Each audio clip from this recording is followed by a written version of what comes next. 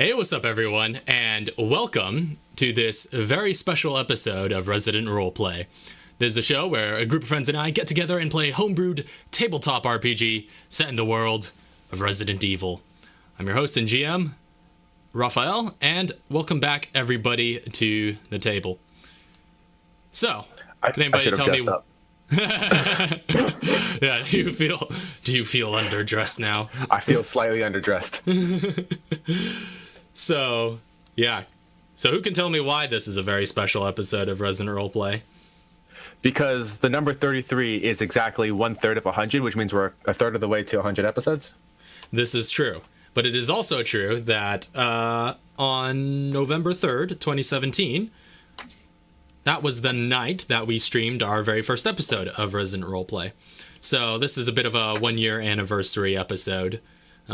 Of course, 1 day offset because that's the way years work. But yeah, yeah. So we're kind of celebrating it here tonight. So, I guess like narratively, episode wise, it's gonna be just like another episode. But I figured I'd make it a little special.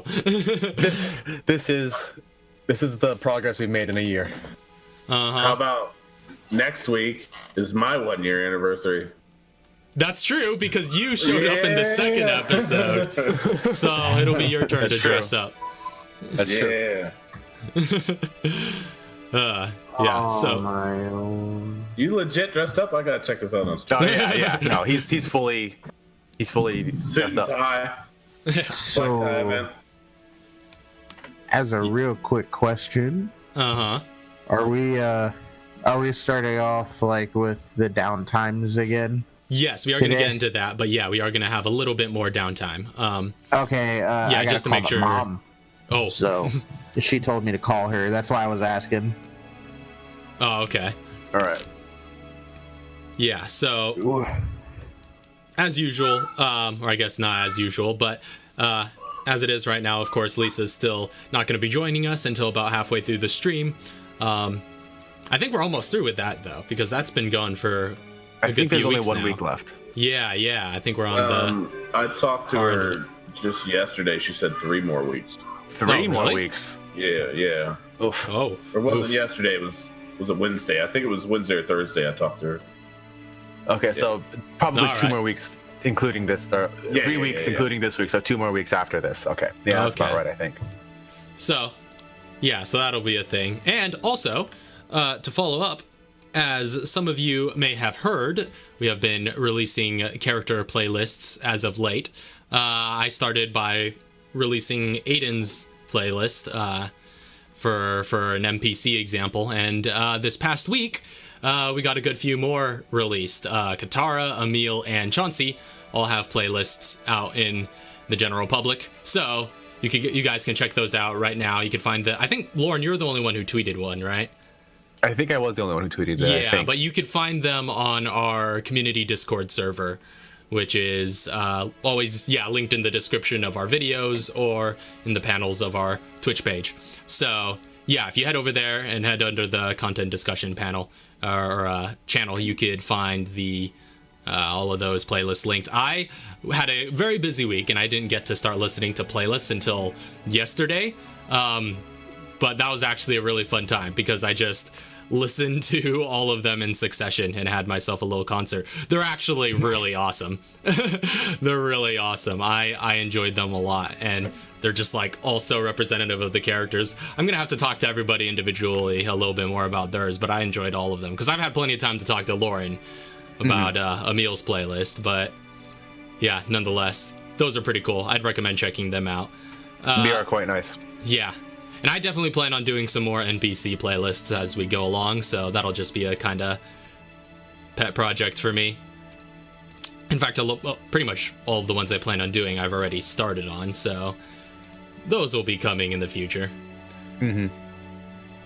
But in the meantime, I think that's everything we need to talk about beforehand, unless there's something I'm forgetting. But with that being said, is it about time we start getting to the episode proper? I think so. Alrighty, so let's get into things. So previously on Resident Roleplay, After accomplishing your mission in Umbrella's HQ and rescuing Aiden from the hands of the USS, you fought your way past the facility's head researcher and his pet tyrant, and you then escaped the grounds only to find that Aiden was quite unwilling to be extracted by your shady CIA friend, Mr. Fox. And so Aiden evaded your grasp and disappeared into the wind. 1 month later, the intel you gathered on your mission, along with some data collected from a lab in the Caucasus Mountains, were both used in the Raccoon trials to seal Umbrella's fate. From that moment onward, Umbrella was no more. Their BOWs were scattered to the black market, and the international community placed some pretty strict sanctions on the sort of research and development of viral weapons and things of that nature. And during this time, the BSAA was also founded to combat bioterrorism, and your fellow Raccoon City survivor, Sean Lennox, retired from teaching at Oxford in order to join the humanitarian group known as TerraSave. Another year and several months have since passed. Arkia maintained some semblance of contact with her fugitive father, as Aiden left dead drops with his current burner phone in order to stay in touch with her.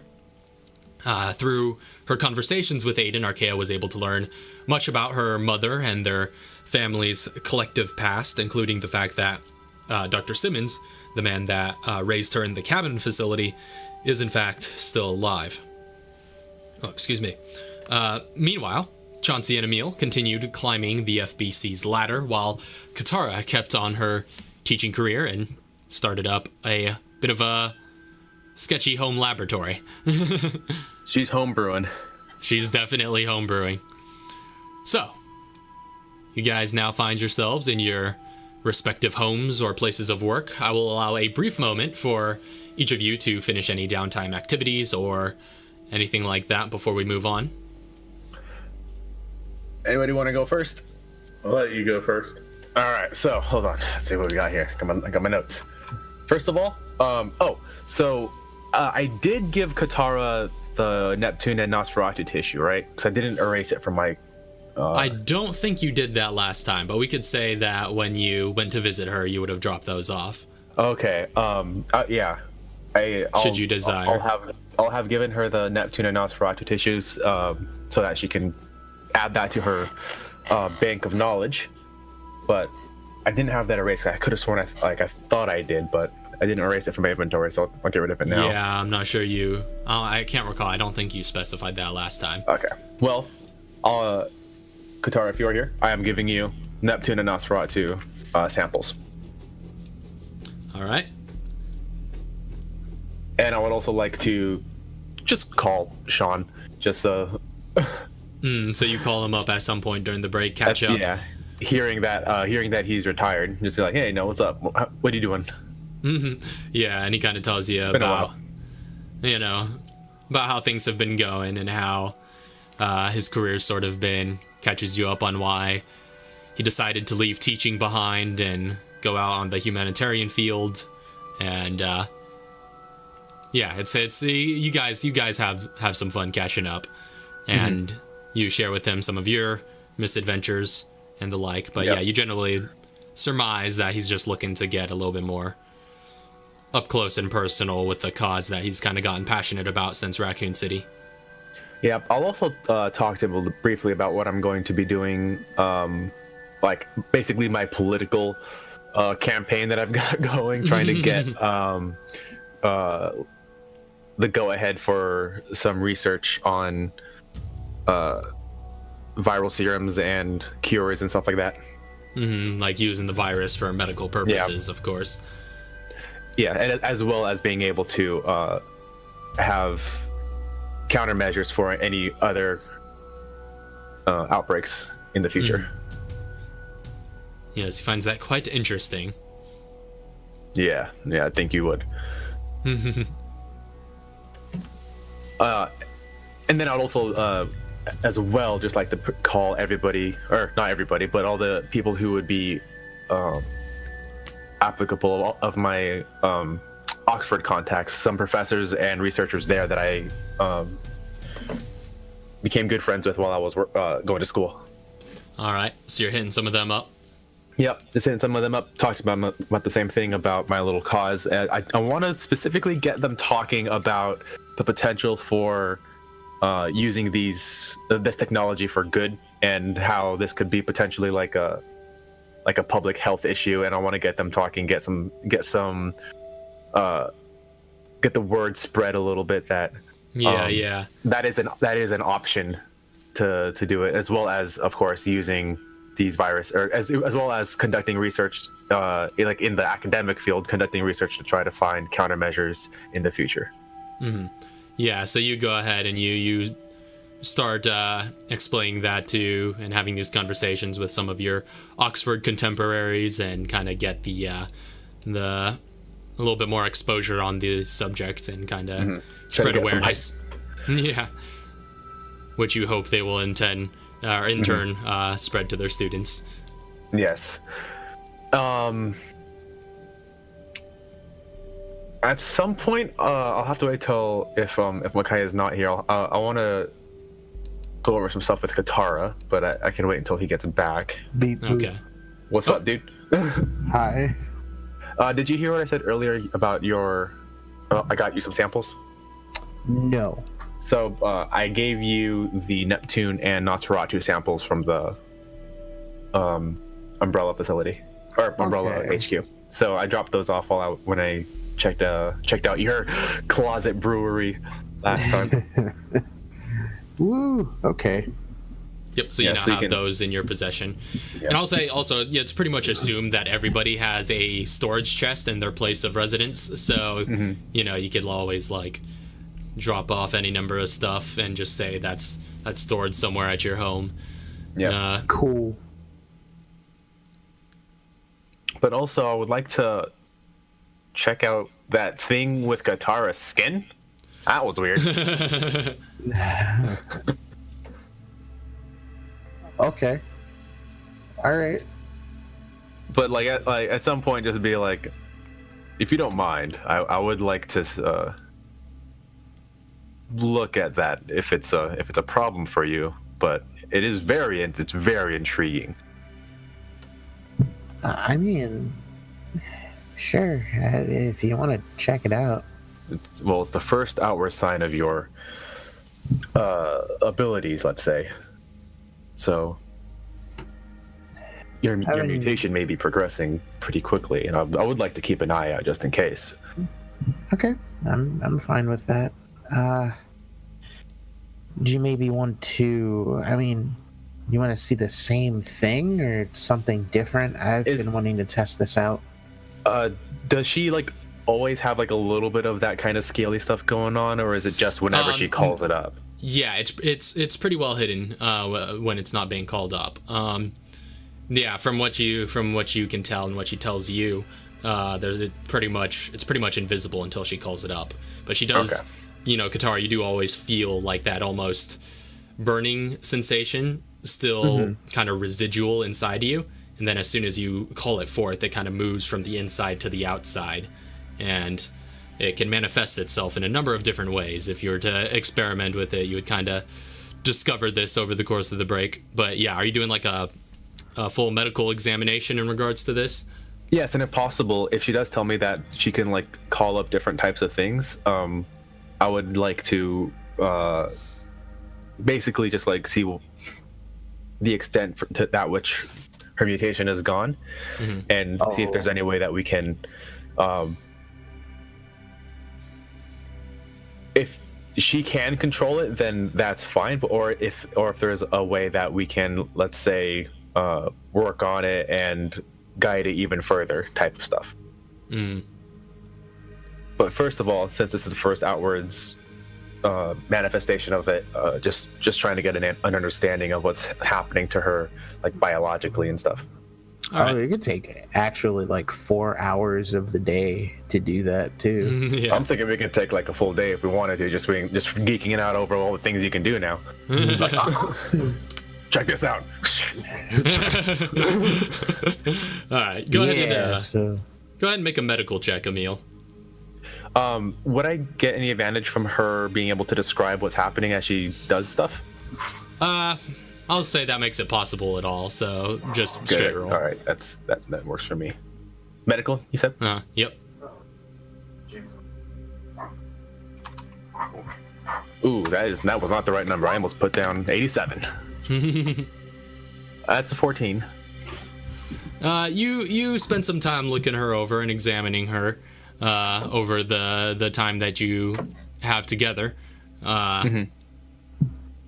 You learn some pretty superficial details, the general toughness of it, and the material and the and other things like that, and the broad spectrum of the things that she's capable of with it. But it's a little bit difficult to get into any more detail than that without doing like a full autopsy practically. Yeah. So that's about as much as you surmise with that roll. It's just so different. I honestly don't know where to start, but you feel think it's pretty cool. I mean, you could say that again. This is a breakthrough. You're the first person that I've seen being able to control this type of mutation. Well, and I think it has to do with whatever stabilizer that was made. Well, hopefully, if I can get this government stuff going through, this is a big step towards the direction of getting this used medically and therapeutically.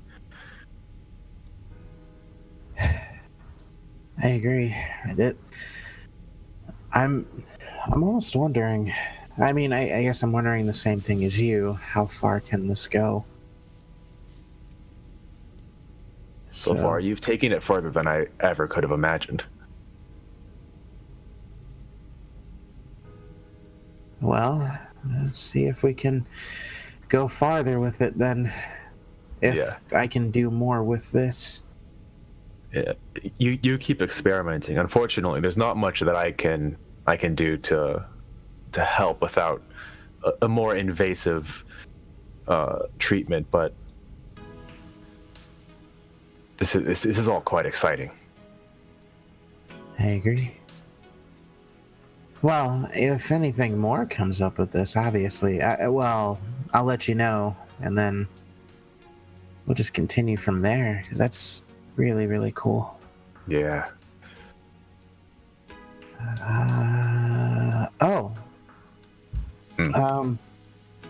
Did you perhaps want to go through the samples with me, potentially? I don't know. Yeah, sure, I have some time. Cool. You guys just make a day of that. Yeah, like doing a whole day of going experiments. through these like samples, Nosferatu and what was it, Neptune? Yeah, we have that Neptune shark meat. Yeah. Yeah, I'll say one of you can make a science check with advantage, or both of you can make a science check if you so desire I'll with assist no her. advantage. Okay, you'll assist. Okay. Yeah, so Katara make one with advantage. Ooh. Hey. 21, yeah. not bad. Yeah, so you guys poke and prod for the for a good while and discern the qualities of these particular epidermis samples. You you get to know basically the process of how they're made a little bit better. Katara, you obviously recognize the viruses used in the construction of each of them. The Neptune being very T-virus heavy. And the Nosferatu being strongly rooted in the T. Veronica virus. Was the sample for the Neptune, was that the mother Neptune or the smaller ones? Oh yeah, it was only the mother Neptune, the big one, because I didn't think to do the small ones. No, yeah, I mean you would essentially get the same thing, but to a lesser extent. Okay. You kind of get the gist of their abnormal growth spurts that they sort of were able to have from being infused with the virus and mutating. It doesn't seem to have gone very far. If Katara was familiar with the experiments at the ROLEPLay laboratories, it's very much the same kind of model still in use. But yeah, with the Nosferatu though, that one's like a little bit more haphazard. Of course, I guess you went through the data at the Umbrella HQ, you would have known that, that the experiment that originally created such a creature was unintentional. It was a sort of freak accident, and this is their attempt at creating it under controlled circumstances. And it's quite grotesque, and very unrefined still, but it's quite a dangerous creature made with T. Veronica virus. I feel bad for any small rodents that we're using to test all this stuff on. Just some small rat just going like, oh man, little arms popping out of its back. Like, yes, very unstable. Well, rip rats. So, is there anything anybody else is going to be doing? Let's see. I have one more thing to do, but I can wait till afterwards. Okay. Oh, okay. So I had a list of things that I would, or like, I could probably get done like pretty quick, but so I do want to go back to the store and go get a backpack, that tactical backpack. Okay. Yeah. You could pretty easily get one of those. Let me just see what the cost would for that would be real quick. Just look through it. The journal. Shouldn't be too much though, especially not for you. But yeah, those are just $100 for one of those. All right, so that is $100 right there. Cool. All right, so I've got that, and then the other thing I was going to do was, basically head back to the house, and then she's going to hand over her chemical-resistant gloves, the backpack, and then the book that she ended up getting from Chauncey, which was the Elliot Walker book. Okay, yeah. That one, and she's handing all of those to Neria. Okay. So kind of, leaving those at home and letting Neria get some gear. Yeah, letting Neria get some gear and all that other stuff. And outside of that, she was going to look. So she's going to look into essentially where she could potentially, and she already probably feels that she might have to go to the black market for that, but she wants to look into see where she can get some grenade rounds and or how to potentially craft grenade rounds, so that way she can start crafting other things. Okay. Yeah. I guess when you would start looking into it, grenade rounds are a bit of a commodity that aren't superficially very able to be found at gun stores or anything like that. You get the sense that you would need some sort of contact in the black market who has access to a little bit more illicit materials. But there may be some connections within this party, but you don't. Yeah, sure. She's gonna call. She's gonna call Chauncey. Yo. She's just gonna call up Chauncey. She's like, boom, boom. Hey, I have a question for you. Yeah, good. What's up? So, I know you have dropped the grenade launcher off over there, and I was wondering if you know some places where we can get grenade rounds. I want to make sure that we're potentially stocked up if we ever have to go out again. Oh yeah, I agree with that.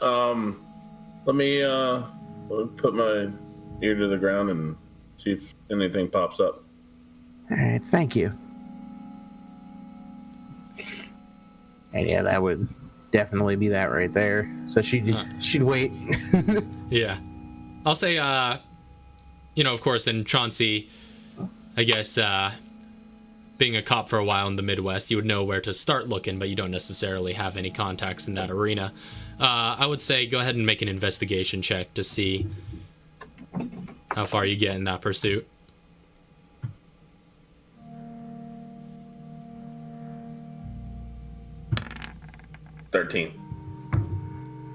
All right. You start kind of asking around to see where you could find that sort of hardware. You take a little bit of time to employ some of your ex-detective skills and follow some leads. And of course, you are pretty easily able to find quite a lot of people who sell weaponry, off the market, but you don't necessarily find anyone that you think would be able to provide some military grade hardware such as those 40mm rounds. Not with that roll. Now, can I search other places besides the black market? Okay, what are you thinking?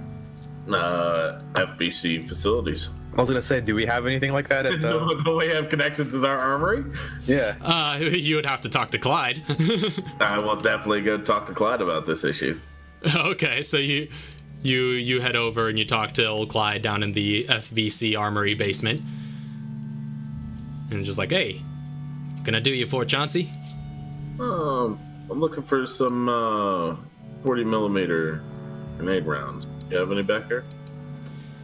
Yeah, well, we don't have a huge stock of that, but especially distributed among all our facilities, but I could probably hook you up with something.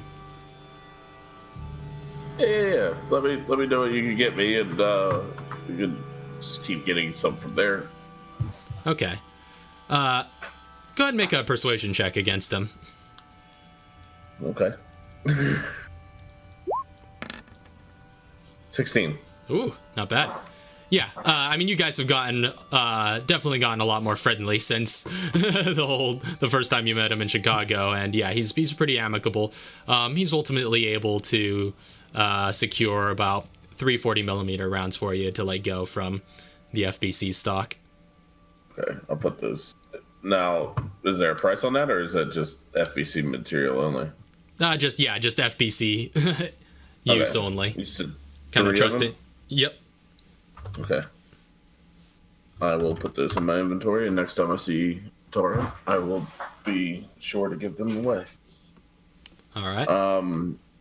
Should I also, while I'm here, since, I know I'm cutting in, sorry, Mel, but while I'm here at the facility, can I go talk to some higher-ups?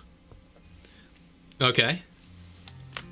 I mean, Parker's at this facility.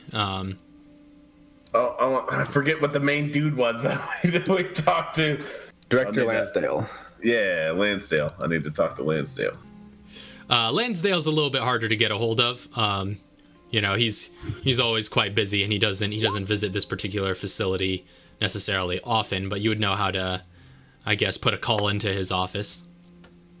Okay. Although, Chauncey, you do, I suppose, over the course of this break, I should note, and probably while you're running around this facility, you do get a phone call. Okay. You get a phone call from Steve from HR, and he calls you and he's like, hey, Chauncey, What's up? You ever heard of this guy by the name of Justin Scalvo? Yeah, I remember Scalvo. Okay, yeah, he's a former Army sergeant, apparently. He just, he submitted an application to us for becoming an FBC agent. Anyway, he just listed you as a professional reference, so just wanted to see what your beat on the guy was. Hire him. Oh, yeah? Yeah, he was with us in Raccoon. So, oh, no kidding. Yeah, he's a good guy. He come in a pinch and pulled us out. Ah. Literally. Well, sounds to me like he's the kind of guy we need. All right, I'll be sure to make a note of that you give him your seal of approval. Anyway, that's all I wanted to call you about. I don't know if there's anything you wanted to talk to me about while I have you on the phone, or... I guess, since you're HR, could I ask you about possible raise? You're asking me about a raise, Chauncey? Yeah, I need more money. Let me hear this. Yeah, well, I hate to break it to you, but we've been doing nothing but pushing pencils for the last year. And all the bioterrorism that everyone was so afraid of has been practically non-existent since Umbrella fell, so... I mean, legislators are just breathing down our neck, talking about cutting off our funding. Can't just afford to give raises even to our officers right now. I mean, I'm sorry, but my hands are kind of tied in that regard. Okay, well, whenever they become untied, you let me know first. Oh yeah, for sure. I mean, if the budget for this commission gets expanded, the officers like you will be the first to know. Okay, well, have a good day. I don't think I need anything else from HR. All right, so he bids you adieu. Now, would I still be in the armory at this point in time? Yeah, we'll say so. Would my officer rank, like, would I be able to maybe make requests for ammunition to be supplied to, like, specific ammunitions to be supplied to the armory? Yeah, you'd be able to put in some requests. Doesn't necessarily mean they'll happen, but you'd certainly carry a lot more weight than most other people. Yeah, I'm just gonna tell Clyde if, instead of doing all the paperwork, just, try to stock up some specific ammos for us, and obviously I'll talk about the 7.76, 12 gauge, and the 40 millimeter rounds. Okay. If he can stockpile those to do that, and then call me when he has a decent stockpile. All right, so yeah, he keeps that in mind.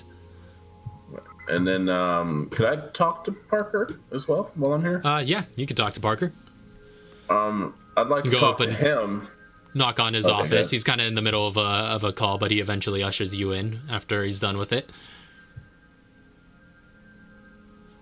All right, I'll enter there, and then I just want to talk to you about the phone call I just received about Scalvo. It got me thinking that I've been in the field a lot doing my own work. It would be nice to have a reserve team that I could call upon to do odd jobs to build their ranks within the company. Oh, that's certainly something we could conceive of with your rank. If you want to start taking a bit of a leadership position over a particular unit, I'll see what I can do about moving the papers to make that happen. For sure. And I would definitely want him on my rank. This Scalvo, who just applied? Yes. Good to know. Once his application goes through, we'll make sure to put him in touch with you. All right, that sounds good. I also, I'll collect some more names and build a team. If that's all right with you. Yeah, so yeah, you're pretty easily able to do this given the amount of time you have over the course of this break. Justin Scalvo does end up getting hired, and he kind of goes through straight to the Clancy team. Yeah. Along with another handful of basic recruits and soldiers, none that stand out to you as much as Scalvo, of course, but you put together a little bit of a team. Now, can I use my personal residence as like a forward operations base, so they don't have to travel to the main FBC facility? Okay, that's interesting. Yeah, I'll say make a quick persuasion check to see if you could make this go through with the brass, but we'll go from there. Oh wait, persuasion's not +3, so only 5. Okay, yeah. Yeah, you get the sense it'll take a little bit more convincing. It's a little bit. I mean, you still have some pull, but not that much to make something like that happen. But it's been, they put a pin in it for now. Okay, yeah, I'll just tell them that I'm in the middle of building my conference area at my house. That once it's fully said and done, I'd like to put that in for All right. a possibility. Good to know. And then I think that's all I'd like to do at the FBC. While I travel back to my house, if someone else has something to do, they can do it. Well, Arkia,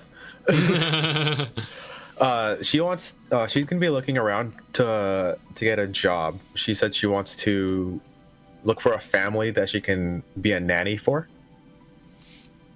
Okay. Go ahead and make a quick investigation check for Arkia. See how job hunting goes.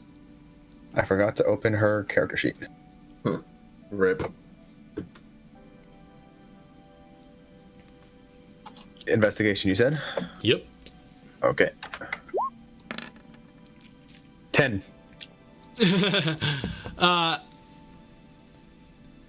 It's a bit specific of a thing to look into. She starts looking into it, and in I guess the particular area that she's around, she doesn't really find any good prospects. But she gets a little familiar with the process of hunting for a job, though, and is able to keep a lookout and keep an eye for that in the future. All right. She's also she feels pretty bad about abandoning Chauncey and just kind of leaving. Mm-hmm. So she's gonna try to make it up to him, and she's gonna be doing like chores around the house and like trying to basically apologize for being difficult, and she's going to try to atone for that by helping out as much as she can. Okay, so she gives him a good hand around the Clancy residence. Starts being a little bit more helpful than usual. You take note of, Chauncey. Okay. I take note. Note taken.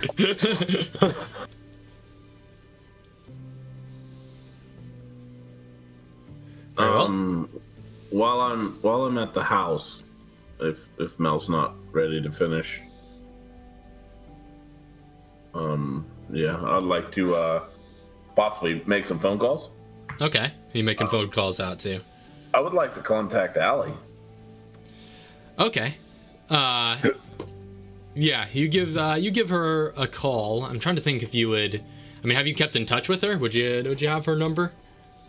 I'm sure I would have her number, but I'm not sure I would have kept in contact. Okay, yeah. So you try for the last number you know her to have, and it kind of goes to voicemail after ringing for a bit. So you could leave her a message if you'd like. Yeah, I'll leave her a message. Just telling her that I know recently a name has come up, brought back memories of Raccoon City, and I just wanted to call and check in, see how everything was, and to give me a call back whenever she wants. All right. So And I think that's all I have to do. Also, Okay. Just as a party thing, a year would have gone by, so we would have had another yearly survivors. That's party. true. You guys would have had a reunion again. Yeah. Could we have tried to get in contact with Ali then as well to see if she answers? Okay. Yeah. Yeah. So, well, she would actually probably return Chauncey's call after a bit, depending on when in the year that would have been. But yeah, she does get back in touch with you. It'd be near the end of the year, right? Because it was like in September or something. Yeah, September is when you guys reunite for your survivors reunion. Yeah, and I would have made that phone call whenever Scalvo would have applied. Yeah, obviously. yeah. So, or when I received that phone call, just shortly after. But yeah, she eventually calls you back, and if you answer, she's just sort of like, what do you want, Chauncey? Just seeing how you were. Wanted to invite you out. Reminisce. Yeah. Now you care about, what I'm up to? Times have been getting tough. Just hearing names that brought back memories made me think about how you were doing. Oh, is that right? And she just sounds like really like beaten and tired and like a little drunk to your ear, but where is she located? I'm gonna ask her where she's located. I'd like to maybe come see her and visit with her. she's like, oh, I got this little place in Detroit right now. Okay. Mind if I come out and take you out for some coffee? That kind of stuff. You could take me out for some booze. Oh, okay. So I will go and take her out on a boozing. Okay. So you go up to visit Allie up in Detroit, Michigan, and I guess just to kind of go through things over the course of downtime here. Upon your visit, you generally find just like an empty shell of Allie, who's just kind of been reduced to this depressed, poor, drunken veteran who's kind of living in this messy studio apartment that's just crowded over with crushed beer cans and overturned cigarette trays. And it seems she like actively just about tries to get into a fight at every bar you take her to. When the night settles down and I take her back to her home, can I intimidate her into shaping her life up? This isn't the kind of person I remember you being. And so what do you say to her? What do you do to intimidate? Kind of like follow her drunk ass into the house, slam the door shut, and just in her face, just red face, spitting in her face, yelling at her that this is nonsense, that you need to shape this up. Like, look at me, I'm still holding it together and everything. Like, if you need somewhere that you need to shape up, I have a place for you. And all that stuff. Like, I've seen you at your brightest days. This is your darkest days, and we can go back to the way it was. All right. Just screaming at her. All right. I'll say go ahead and make an intimidation check. Ooh. Yeah, 20. Oh. All right. So yeah, she just she sobers right up with this shouting match, and she's just like, who are you to tell me what to do? And you kind of you have a chance to rebut, and you go back and forth for a good long while, but eventually your intimidation kind of wins out, and she's just like, you got a bit of a point, and she definitely considers you on your offer, but she's just like, I might need a chance to tie up ends here, if that's before I make a big move like that. Yeah, I'm gonna agree with that, and I'm gonna just tell her my door's always open. Whenever you need to come home, you let me know, and be like, you're not the only one that needs help here, and just kind of walk out the door. All right, and you walk away. So, all right. So we'll say that had kind of happened towards the end of the whole downtime area. Okay. Is there anything anybody else is going to be doing in the meantime? Raph, I noticed I have a suppressor in my inventory. What does that do? Oh, yeah. Just the pressing stuff. Did I not get you the I don't thing see for it. that? I've been looking around. Okay, let me get that to you. So I believe that was the one that Chauncey found, right? That was yeah, that one's a handgun suppressor in particular. It's only it can only be attached to handguns. Yes. Even though it does not. Yeah, it doesn't say that though. Yeah, it doesn't say that on the thing, so I have to specify it. Okay. Oh, okay. Yeah, because it says of a single type. Yeah. So I'm giving you the type. Yeah.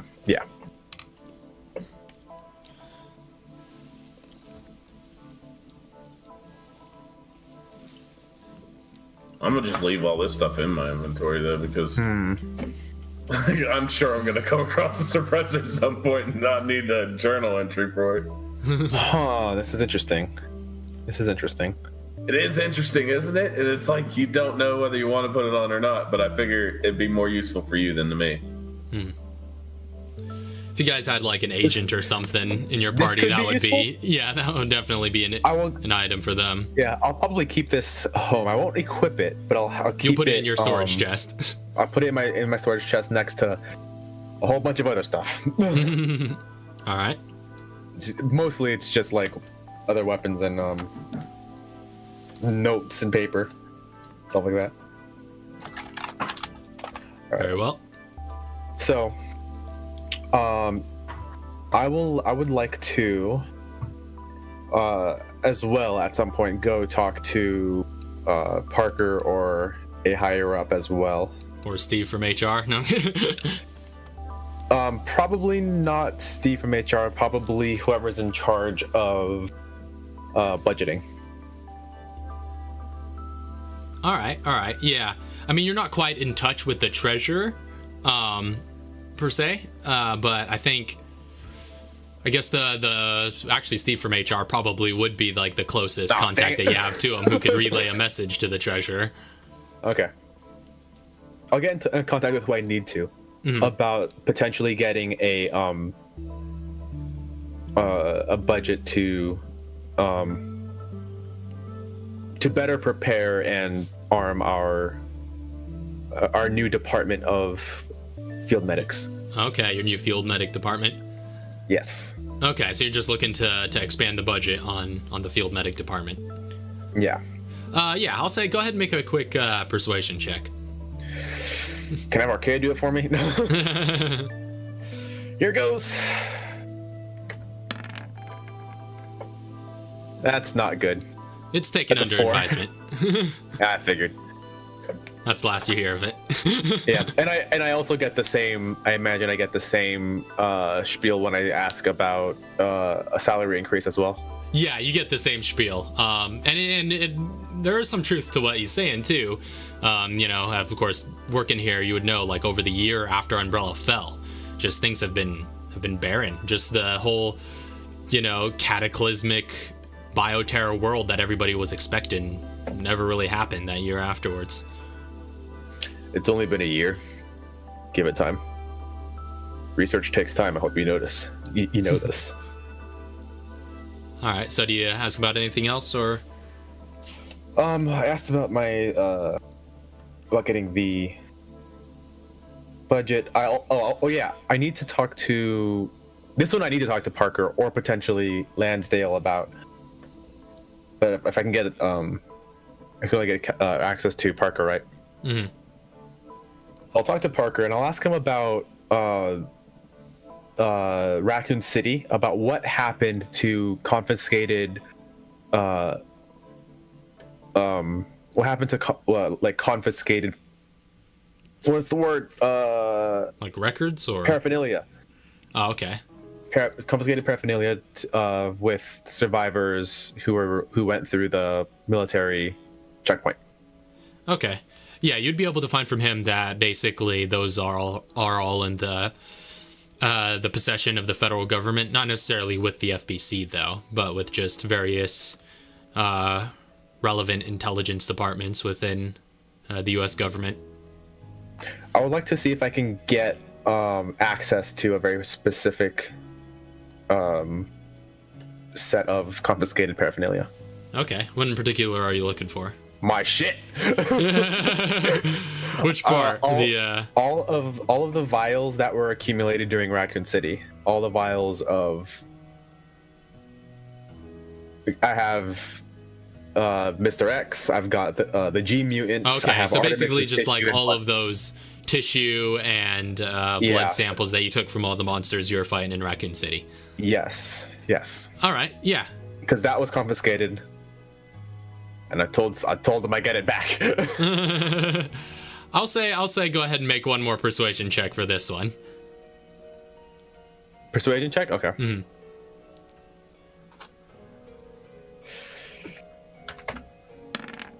Better. It's 15. Better.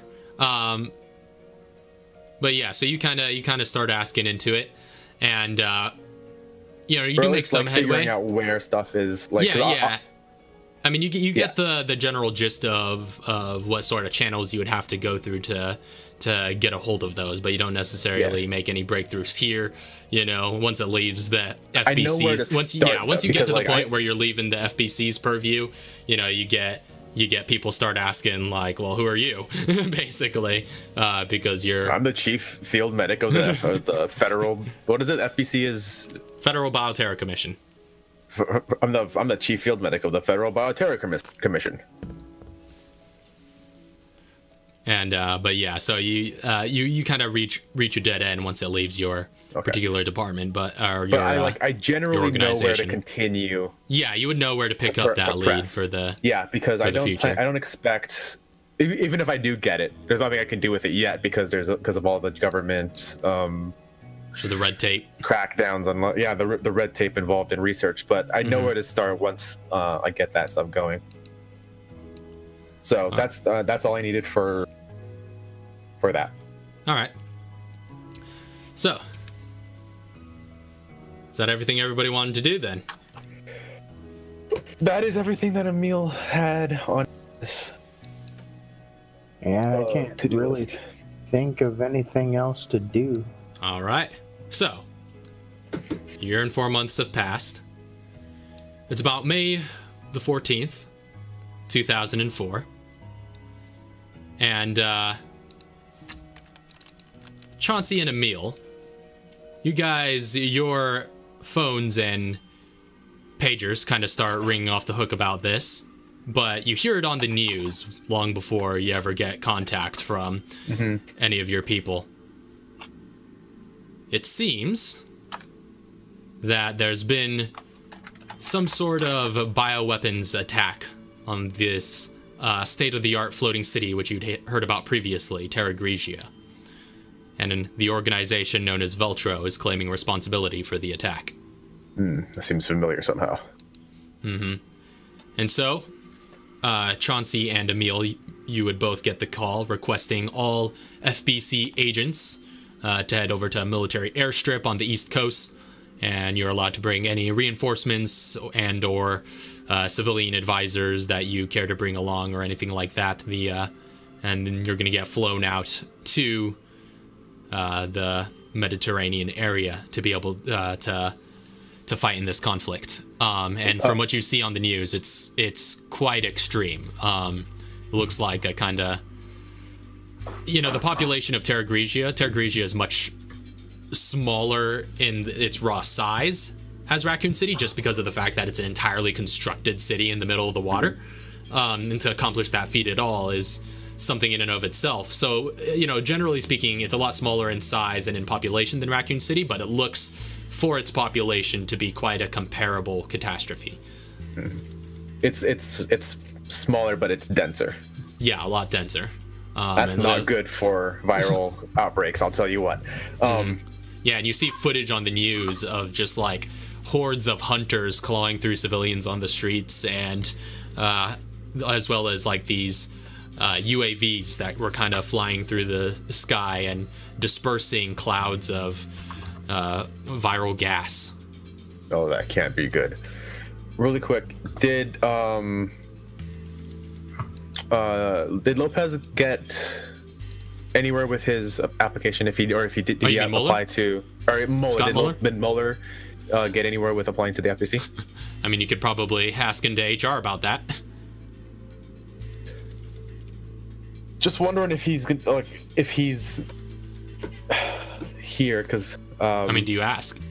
yes, I do. I want to know what's happening with Scott, because I did say that put in a good word for him if he wanted to apply, and yeah. So you would have had to leave that good word with good old Steve from HR, and yeah. So you follow up. Very Do you follow up with him about Scott?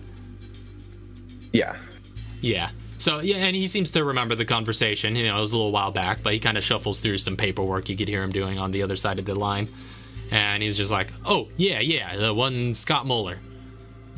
Yeah, we did receive his application a little while ago, and while his qualifications were pretty top notch, you know, after doing a little bit of digging and research, we just sort of deemed that he was a bit too much of a security risk, unfortunately, for us to take on."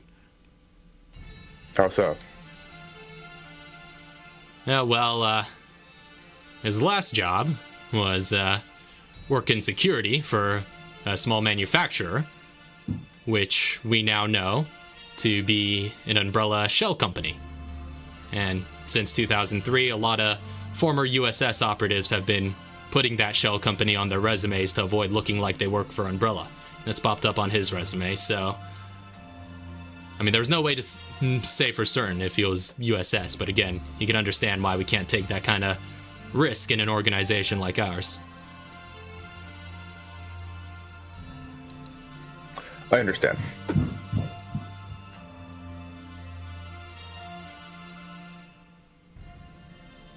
All right. Okay. You said that we can bring whoever we wanted with us? Yeah. They're just kind of asking for all hands on deck, and if any of their agents happen to have contacts or people that they think would be useful to bring along into this conflict zone, then you're welcome to bring them along, and the trip will sort of be paid for by the FBC, because you're heading to this military airstrip on the East Coast, which is just gonna transport troops and any other personnel that they're bringing along. In particular, you two who are officers kind of get the privilege of being able to call in your own support or advisors that you think would be useful. Mm-hmm. So, should I just have a talk with Arkia about it? Yeah, and by this point, Arkia is like physically the equivalent of a 22-year-old, so it's a bit less weird. Bring her along. Jacob's digging a hole in my bed. Of course, I'll contact Katara as well.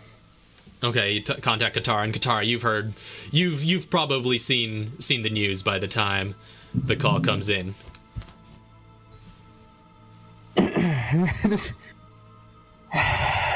I take it this is about the incident.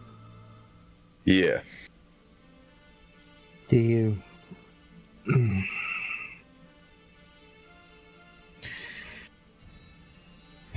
All right.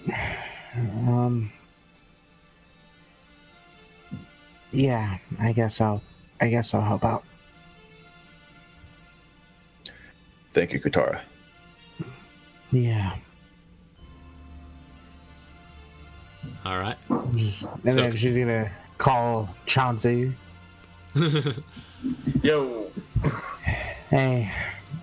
So, Emil called me about the whole incident thing. I guess I'm helping.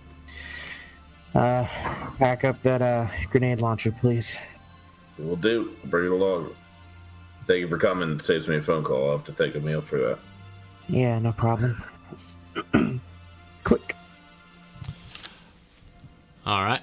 So you guys start packing and preparing for this incident. Emil, you bust out your weaponry from that sort of makeshift, I guess, racks that you had in your home. My home weapon rack. Yeah.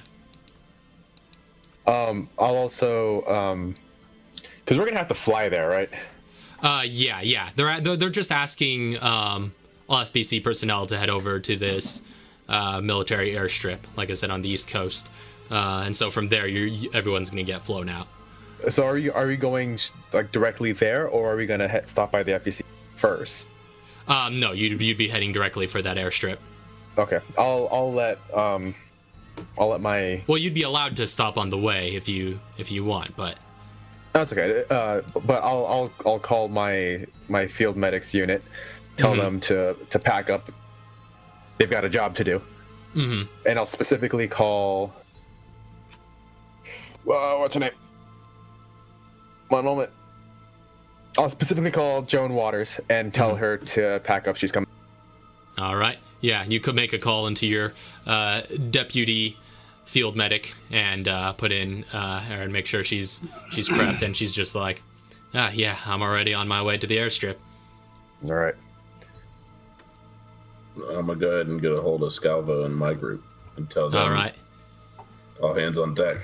And Scalvo's sort of become your go-to among the group, and you get the word to him, and he gets the word to everybody else, and everyone starts gearing up and preparing to make their way over to Terra Grigia. Cool. Chauncey, you do also get a call from Cambria as this incident is starting to unfold, and everybody's starting to get their people together. Okay, I'll answer it. All right, and Cambria sort of hits you out. She's like, hey, Chauncey, since you're still with the FBC, I'm assuming you're going to be all over this Terra Grigia thing. Heading there now. Figures. Well, I would love to advise you and be in your earpiece like we were back in Chicago, but unfortunately that's not in the cards this time.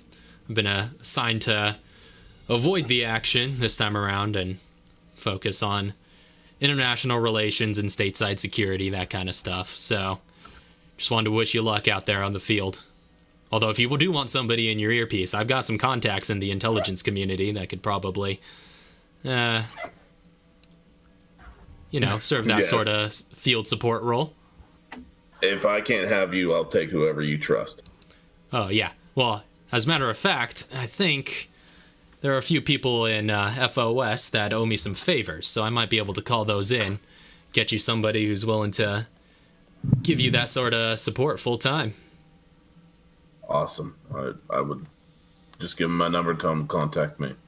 Oh, yeah.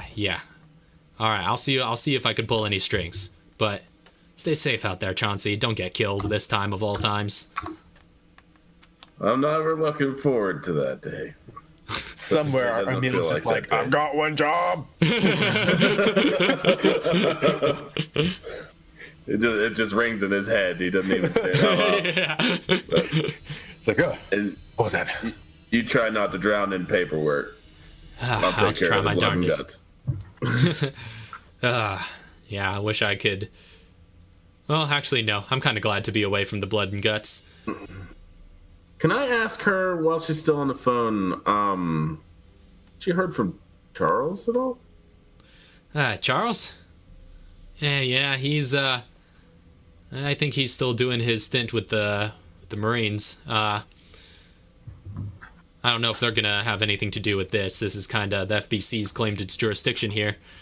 It's a weird thing too. The FBC is a federal division, and the fact that we're going overseas is a big testament to, I guess, how important this sort of anti-bioterror stuff is becoming. They don't have anything like the FBC over in Europe, so they had to reach all the way across geopolitical divides to be able to call you guys in. Okay.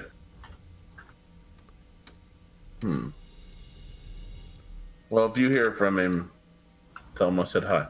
Yeah, I've been meaning to get back in touch with Charles as well. Well, I'll definitely let you know if anything comes of that, but you stay safe, Chauncey. Okay, we'll do. So I hang up with her. Mm-hmm. Is there any sheets of paper around recently that have been left in my mailbox? Not recently. No. Is Arkia like near me enough that I could be like, when was the last time you talked to your dad? She'd be like, maybe month or two ago. Are you on steady talking terms, or is he still doing that week by week stuff? We're on pretty steady talking terms, but there doesn't really seem to be any pattern of when he gets in touch with me. We just sort of have to wait. So you can't contact him, can you? Not with the last number I had. I think he's already burned that one.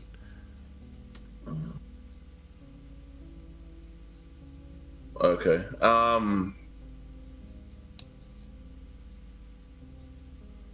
Okay. Yeah, that's. Is there. Like, how long? You said it's May, so we have our yearly meeting in September. September, yeah. Mm-hmm. Who all went to the last meeting? Like, can I get a hold of anybody else that would like to be advisors on this next scene mission? I think all of the usual suspects kind of showed up for the last one. Very similar crowd to the one we played out, sort of thing. Okay, so like no like Kevin or anybody like that interested in coming along? No, you didn't.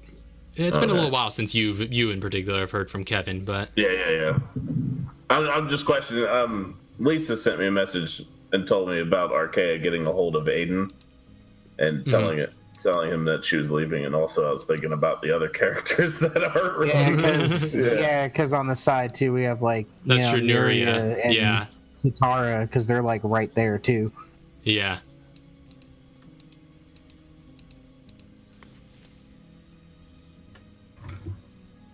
So if there, I would tell Arkia if there's any way for her to leave a note or a message somewhere for Aiden to know that she was leaving. That would be wise. Mm-hmm. Yeah, you guys could probably leave him some sort of note, like on the door or on the mailbox, something like that, to let it to let him know where you guys are at. Okay. And then we can go with that. If anybody else has anybody else to call, that should be good. I just realized I was muted. Oh.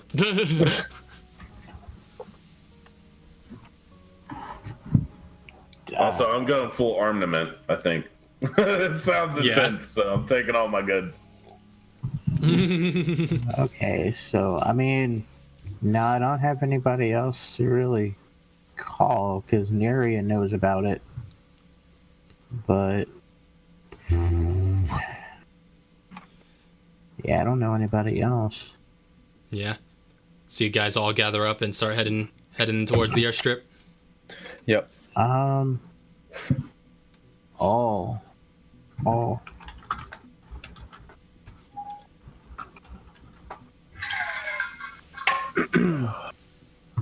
Yeah, I'd say gearing up, most likely.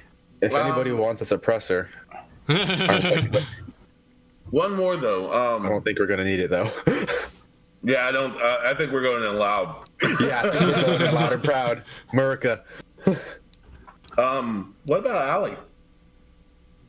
Could I contact her? Do you think she'd be interested in something like that? You try to get a hold of her, but she doesn't happen to answer the time that you're calling. Okay, well, I'll leave her a voicemail, though, stating that, door's still open, I won't be home. All right. I'll do that every week, or just as future reference, so we don't have to keep recalling that. I'll call her weekly and leave her a voicemail if she doesn't answer. Good to know. Yeah, and then Katara is gonna constantly keep in contact with Neria. Okay, yeah. So you of course, as usual, make sure she's well aware of what you're off to and what you're getting into. So, yeah, it's good to keep in contact with your patients. So, are you guys coming to what? us?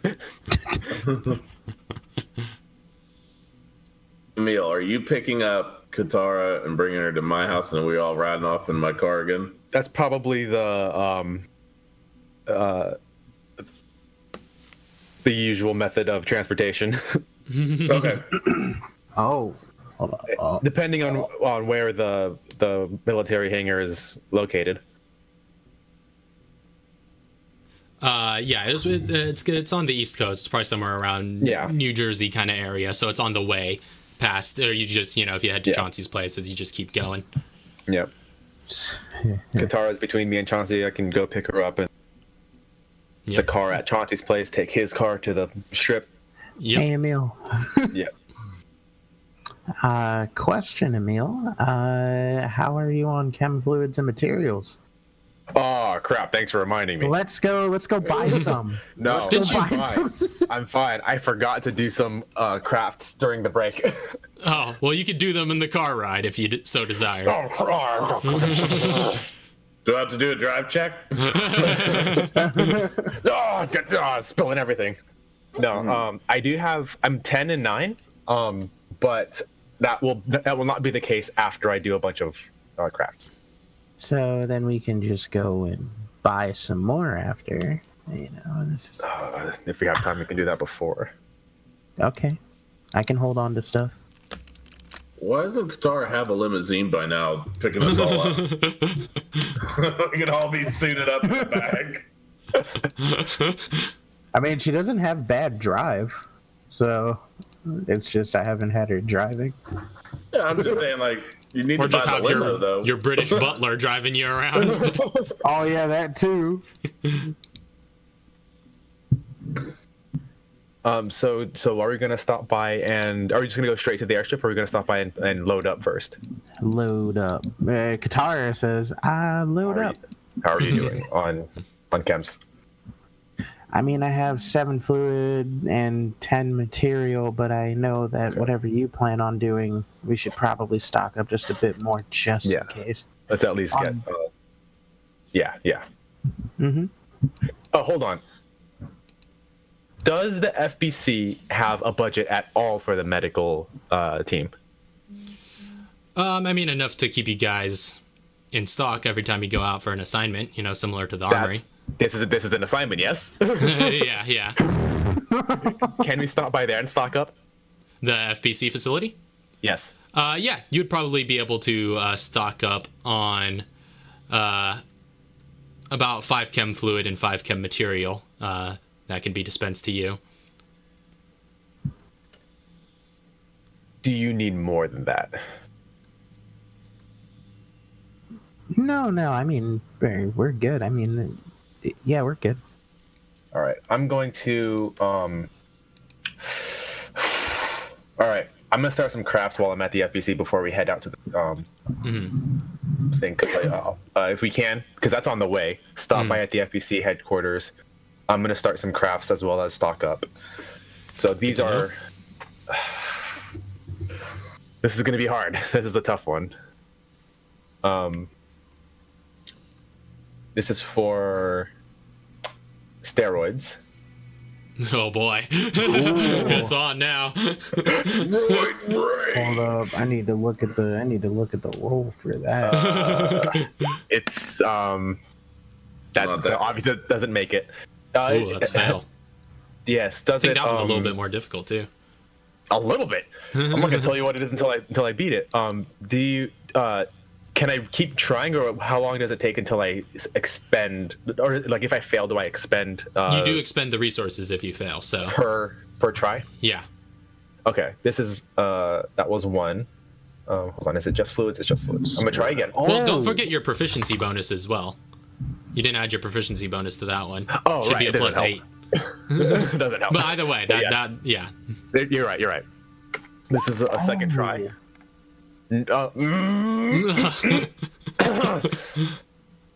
Oh man. Yeah. Here,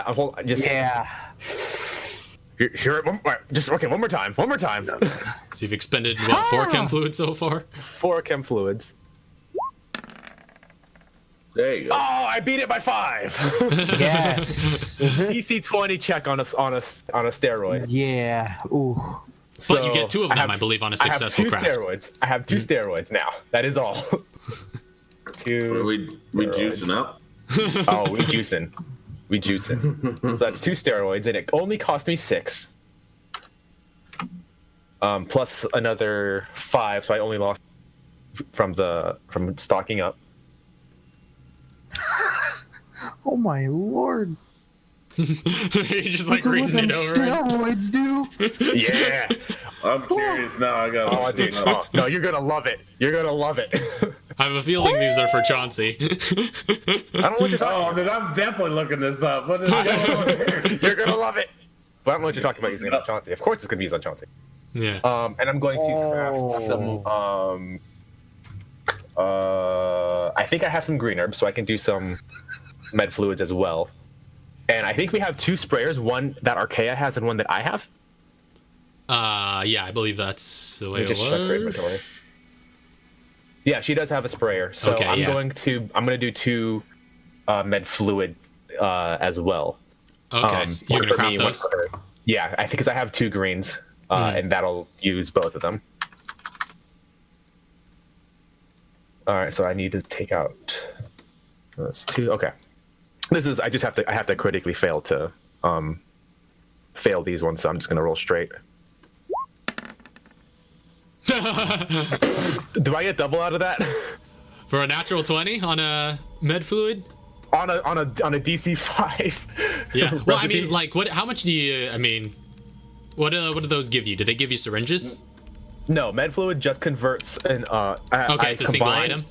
I combine 1 herb with 1 chem fluid to buff. But I'm just saying. I'm just saying what the end product is, what as an object. So yeah, it's not It's syringes. one. Okay, Yeah. it's just one thing. One thing.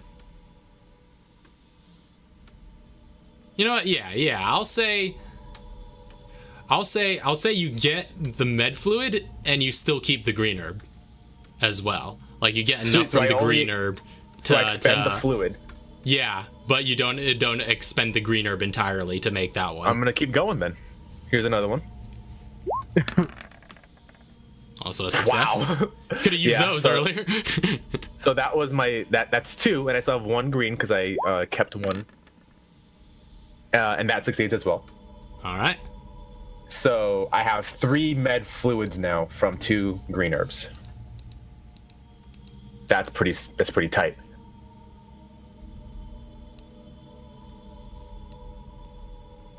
I don't know if I have room. I forget the specificities of medical pouch and insulated bag. I'm pretty sure I can keep them both there. No, I think they no. can only go in medical pouch. Yeah, because those are finished products. Yeah. Oh wait, no. I'm putting 1 in the herb sprayer, mine, 1 in Arkia's, and then 1 in my medical pouch. So there it is. Yep. I have room. Yeah. Red fluid, and med fluid.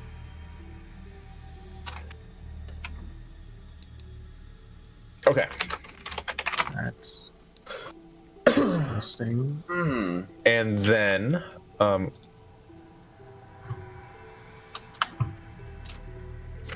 right. So you guys head into that airstrip. if there's anything unless there's anything Katara wants to do. Let me look at the thing real just to make sure. I have that. I have. Oh, I can only craft one of the. Oh. All right. Yeah. No. I'm good. I'm good. All right. Katara's good. All right. So Do you want the chem? What's that? I was gonna say before we leave, Johnson needs to pop back down to the armory. Okay. okay. But You pop down to the armory, and it is barren down there. It seems a lot of the materials have been cleared and shipped to Terra Grigia. I actually just wanted to see if there was any kind of weaponry that is there for Arkia to use. There's the standard issue FBC weaponry that are still around. At least a little bit in that armory would be, just like some of their standard issue stuff, which would be an M1911. Their standard issue primary firearm would be P90s, but those seem to have all been shipped off. And also there's a couple of combat knives, but nothing she's proficient in. I was hoping for stun guns or something. No, nothing like Something that. to give her a little bit of range. All right, yeah, that's fine. I just wanted to check. I'm good anywhere else. All right. especially with these roids I'm about to be taking. Wow. So I'm taking the materials.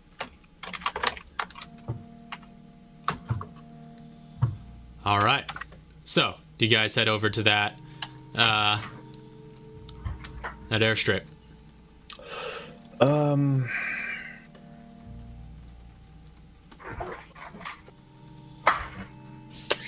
Yes. Actually, I'm gonna turn the med fluid that I have. Medical injection. Into medical injections? Yeah, that extra med fluid that I made. I'm Okay. gonna turn that into a medical injection. All right. Quick crafting check. I also have to, I have to critically fail this as well. Oh, okay.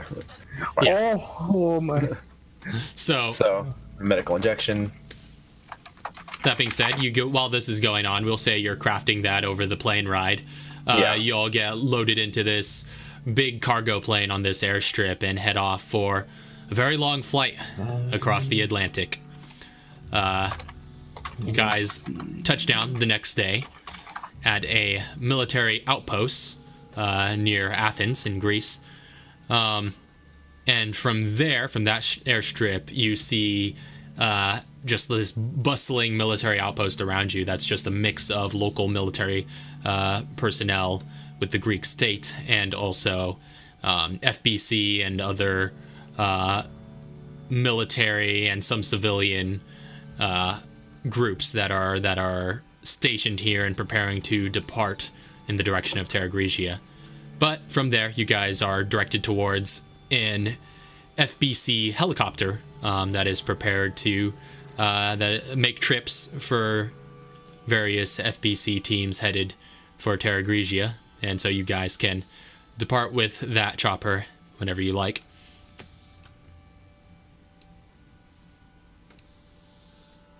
Yep. We gonna find out more, or do you both know, like, I guess more of the in-depth details? Are we gonna get briefed on the way there?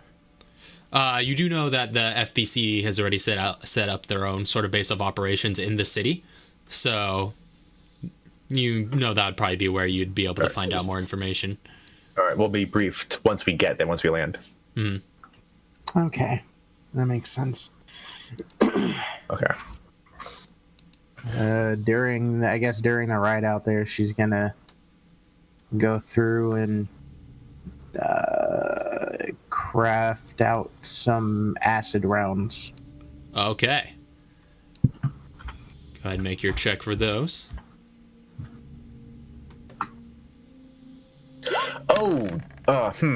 Is there... Nice. Yep, cool. Awesome. Also, shouldn't that Was be there any way we could have... +7 with your intelligence? If I'm not mistaken. I thought it was mobility. Oh, okay, that was a mobility one. Yeah, That's what. Okay, it's mobility. My mistake. Yeah. So either way, that succeeds, right? Yep, it's a So DC you got 10. your. Oh yeah, so you got your 3 acid rounds prepped for your launcher. Is there any way we could have gotten some 7.62 before we left? Well, like I said to Chauncey, the armory was cleared out at the FBC facility. It's been moved here to Terra Grigia. Okay, because I have 1 bullet. And she's just gonna see, or no, they'd have to see for her. Never mind. Yeah. We can get you armed up. So we're heading on the... Was it a chopper ride? Yeah. Yep.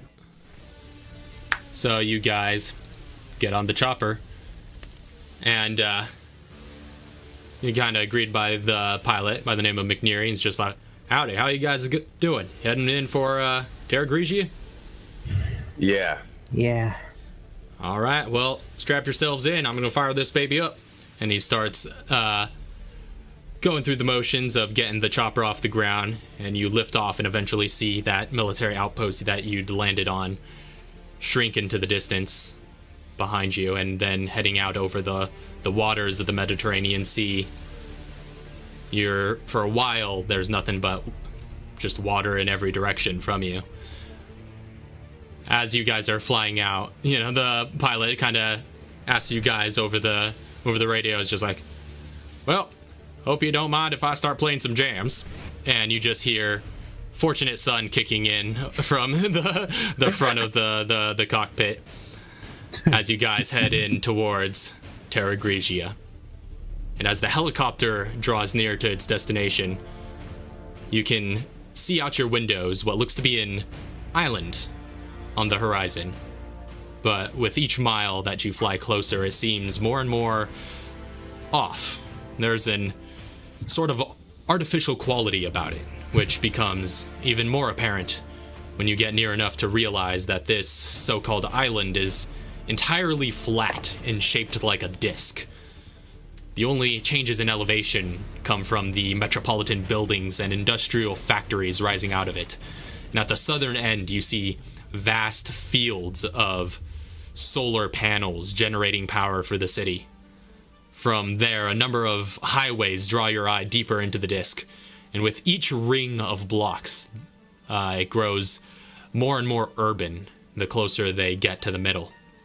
And then standing at the very center of the circular city is a towering high-rise built of steel and glass. And around its rooftop are these kind of rounded glass faces looking out on all four sides, giving it an almost clock tower-like appearance. And as your chopper enters the city, it rises to the top of that central tower, where you now see a helipad below you. And it is there that your flight comes to a steady landing. So, welcome to the floating city of Terra Grigia. You guys are let out of the chopper and directed pretty hastily into the building, and on the rooftop access kind of leads you to an elevator, which you are able to take down to the first floor where the base of operations is present. So, as you guys are loaded into that elevator and heading down this massive tower, that is probably going to be where we take our midpoint break.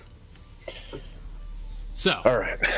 You guys are now in Terra Grigia, and your break is now over. Welcome to Revelations 1. Yep. Yeah, you guys are getting into that timeline. So, we'll be back momentarily. So don't go anywhere. Anybody who might be in the chat. Oh, look at that doggo. There's a doggo back here, but he's camera shy. So, yeah, we'll be back in a jiffy. Don't go anywhere. We'll be right back. Yeah, Last we left off. Oh, yep. Okay, just left. Oh, no. All right, she's back. Last we left Okay, off, back, sorry. you guys were heading down the elevator towards the first floor of the FBC building. Yes. And the elevator doors open to this sort of small carpeted platform that has a brief staircase that leads to another part of the room that then heads into a hallway. All right, is there any other FBC staff in sight, or are they all Not in sight. already there? All right. Moving onwards. So you guys head down those brief set of stairs and out into that hallway. The hallway leads out to the first floor lobby, which is this kind of wide open area with marble floors and a tall glass wall at the front entrance. And there are 4 sets of staircases down at the lobby level. You guys are currently on the upper balcony, which is kind of represents the second floor. But yeah, beyond the glass, you guys at the front entrance, beyond that glass, you can see some burning cars piled up in a traffic jam along the street, and an occasional hunter can kind of be seen bounding from the rooftops as distant screams and gunfires and sirens are muffled through the wall. But yeah, you guys see to your left as you come out onto this balcony area, this pair of double doors that look to open into another area. From the layout you were described on your way in, you get the sense that's probably where the operations room is for the FBC. All right, let's get this over with. We need to get out there. Very well. So you guys head in, open up the double doors, and enter into this busy operations room with several rows of desks holding various papers and laptops. You see a bunch of FBC agents, many in Kevlar gear, dart from one end of the room to the other, and kind of helping where they can. In one corner, there's a bulletin board with a number of sheets containing various images and maps and documents regarding the city, as well as intel that's come through. There's also a screen on the far wall, on which a large map of the city looks to be projected, and kind of projected onto it is information on the population density of BOWs and civilians and things of that nature. But yeah, looking around the room, you do see some familiar faces. You do see Director Morgan Lansdale sort of near the front of the room looking over everything. You see Parker Luciani, who's kind of been the head man at your facility, kind of directing a couple of other agents alongside another individual. Looks to be a young woman with short brown hair and a bob cut, and she has a small cap atop her head and is wearing a gray uniform and skirt with purple leggings underneath. She's not familiar to you, but you also see a kind of door off to the side that looks to lead into some other chambers. On the you said there was some information on like the population of the city and stuff. Yeah. Do they have a projected casualty? So far, the casualty rate, and it's not precise by any means. It seems to be, in estimations and projections. So, like I said, the population isn't too huge just from the small area of the city, but the casualties do already look to be getting into the hundreds and could possibly go much further. But I'm looking at like percent of total population. Percent of total population, there's only like couple of thousand in the city in total. Like I said, not a huge population, no more than 2,000. Mm-hmm. So yeah, it's no more than, say, a quarter of the population. But it seems to have been the rate of casualties seems to have been curbed by the FBC's pretty swift response. Yeah, and any other first responders that were here previously. Mm-hmm. All right.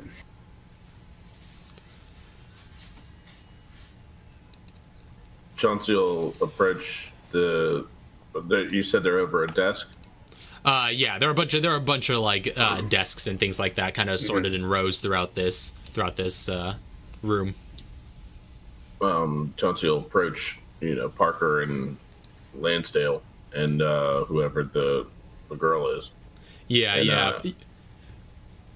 and, Parker, he looks to be directing a couple of people, and like I say, he's kind of standing close to this woman next to him. Morgan's a little bit, Lansdale's a bit further down. He's kind of at the front of the room where all the projections and stuff are. But yeah, you see Parker acknowledge you, and he's just like, Chauncey, nice to see you've made it here in good time. Yeah, I brought a team with me. Where do you want us to start setting up? I could see that. I see you're never unprepared. And Jessica is just sort of, or rather the woman next to him who introduces herself is like, oh, hey, so you're Chauncey. I've heard a lot about you. I'm Jessica Sherwat. What was the last name? Sherwat. Okay. I guess she's extending the hand. I'll shake her hand and be like, I haven't heard much of you. Well, I'm surprised you haven't heard much of that. Last I heard, Parker and I were pretty hot stuff around the FBC. Well, is it share out or share out? Okay. What was that for, Chauncey? I just, I guess I'm not familiar with the with the other members. I guess so. That's where that one ends. Sorry. In your own little world, I see. Yeah, contained. Mule doesn't know the name either. No, I mean, you might have heard of it here and there, but it doesn't. I haven't met her. Yeah, you haven't met her. Nobody you know. Okay. All right. She's with the FBC, or is she like? She's an FBC agent. And Parker kind of nods to you. He's like, "Oh yeah. So if you need to learn how to make yourself useful, I'd recommend talking to Lansdale up front." Heading there now. All right, so you head over to Morgan Lansdale, who again still just standing and posing over the room, tall and thin old man with the white hair and beard, just in his full dark suit, just standing with his hands behind his back, surveying over everybody. Sees you approaching and is just like, Chauncey, nice to see you've made it. And Emil, and your friends. Where do you need us? Well, there's quite a few places we need you right now. First off, before you head out, I'd recommend checking in the side room, and he kind of motions over to the open door.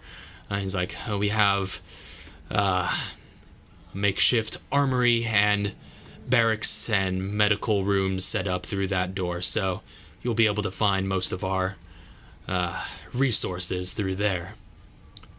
But we have two very important missions that we're looking to assign to a very capable group after seeing what you pulled off in Umbrella's HQ in Chicago.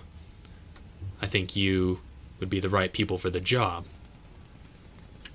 First of all, there's a humanitarian disaster relief group that has arrived in the city and is providing aids to evacuees at a building on 6th and Main. Have you ever heard of the organization called TerraSave? Actually, if I remember correctly, Lennox was with TerraSave, right? Correct. Yes, I have a very good friend who's a member of that organization. Oh, is that right? Well, in any event, the TerraSave staff has requested an FBC protection detail. A permanent guard will be sent to them very shortly, but about a half hour ago they reported an emergency that requires immediate attention. So, that's where you come in. All right. We just need you to secure the building and the TerraSave group contained within, and then once this immediate threat has been dealt with, we'll be sending some guards their way to be on a more permanent protection detail. And that second operation? Well, the second thing we need done is of a bit greater importance. There's a mall not far from here, but first of all, I should tell you about a man named Chester Herman. He's a former member of Veltro, but he claims to want to defect and provide any information about the inner workings of their organization that he knows. But he's currently trapped in that mall over at 9th and Florence, and he is allegedly with other survivors. If the FBC extracts him and gives him protection, he promises to share what he knows. So, your objective is simply to extract Herman and as well as any other survivors that may be with him.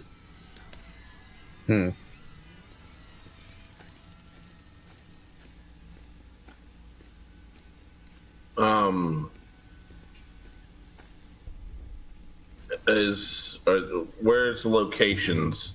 Since he's got like a city map in front of him, where's the locations of the mall and the? We just got something. Was that a subscribe? Oh, wow. Thank you, Lisa, for gifting a tier 1 subscription to AngelXO95. Oh, nice. You get one emote with that. But yeah, thank you, Lisa, and hope you enjoy your subscription, Angel. Yeah, awesome. I think that might be our first gifted sub. I think that is. Yeah. But moving on up. Yeah, moving on up. So yeah, Morgan kind of directs towards the map to answer your question, and you do see that the again, the city's not too big, so everything's pretty much within walking distance. The TerraSave building looks to be closer to your current location, and again, this building that the FBC has kind of commandeered is right in the center of the city, and just a few blocks away is the TerraSave building, and that's on the way to the Terra Grigia Mall. So we can stop, do this, and then move forward to the mall. That sounds like a plan. And can I?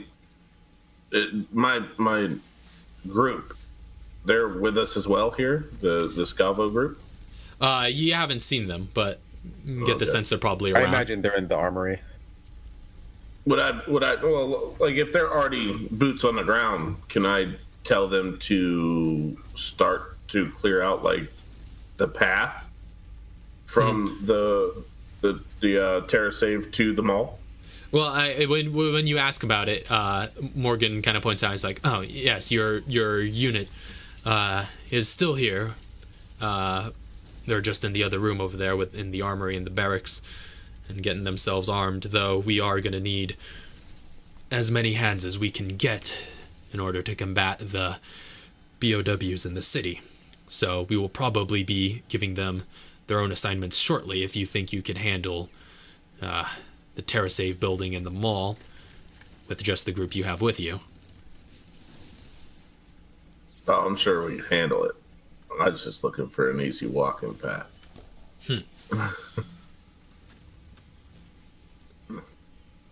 Well, in any event, you have your assignments. Be sure to report to me on your progress. Yeah. Now, our cell phones, do they take pictures? Let's see, it's 2004 now. 2004, yeah. I mean, probably. Just like not the best pictures, but they are capable of taking pictures. 0.5 megapixels. Can I just take a picture of the town map is all I'm asking. Oh, yeah, you could do that. You just capture a quick photo and have that saved to your phone now. Okay. I'll make my way to the armory. I don't know about anybody else. Yep, Emil's already heading there. All right, so as you guys start heading there, Lansdale kind of lets you all go ahead, but he does kind of put a hand on Chauncey's shoulder, and he's just like, Chauncey, do you mind if I speak to you in private off to the side here while your friends get themselves armed? All right, and he kind of pulls you away from the main thoroughfare, and it actually brings you entirely out of the operations room and into the nearby hall.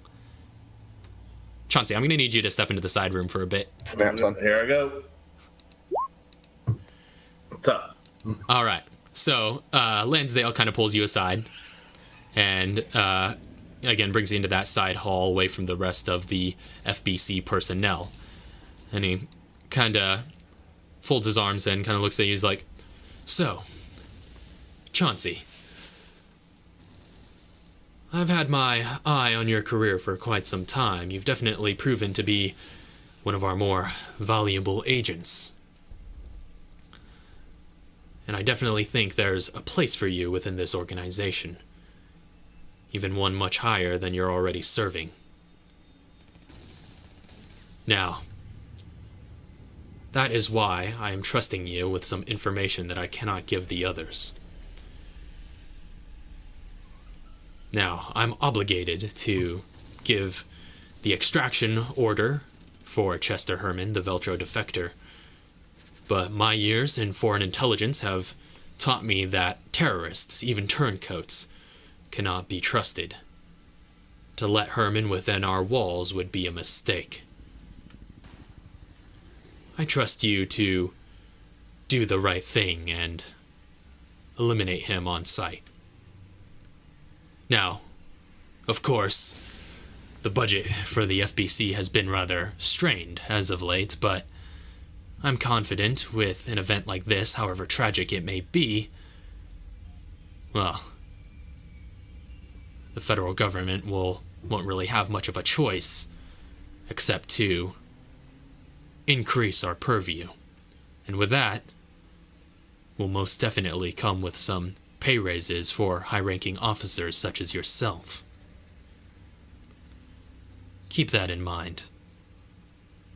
And he kind of puts his hand on on your shoulder. And he's like, I know you'll do the right thing. Yeah, you got that right. And he kind of heads back into the operations room.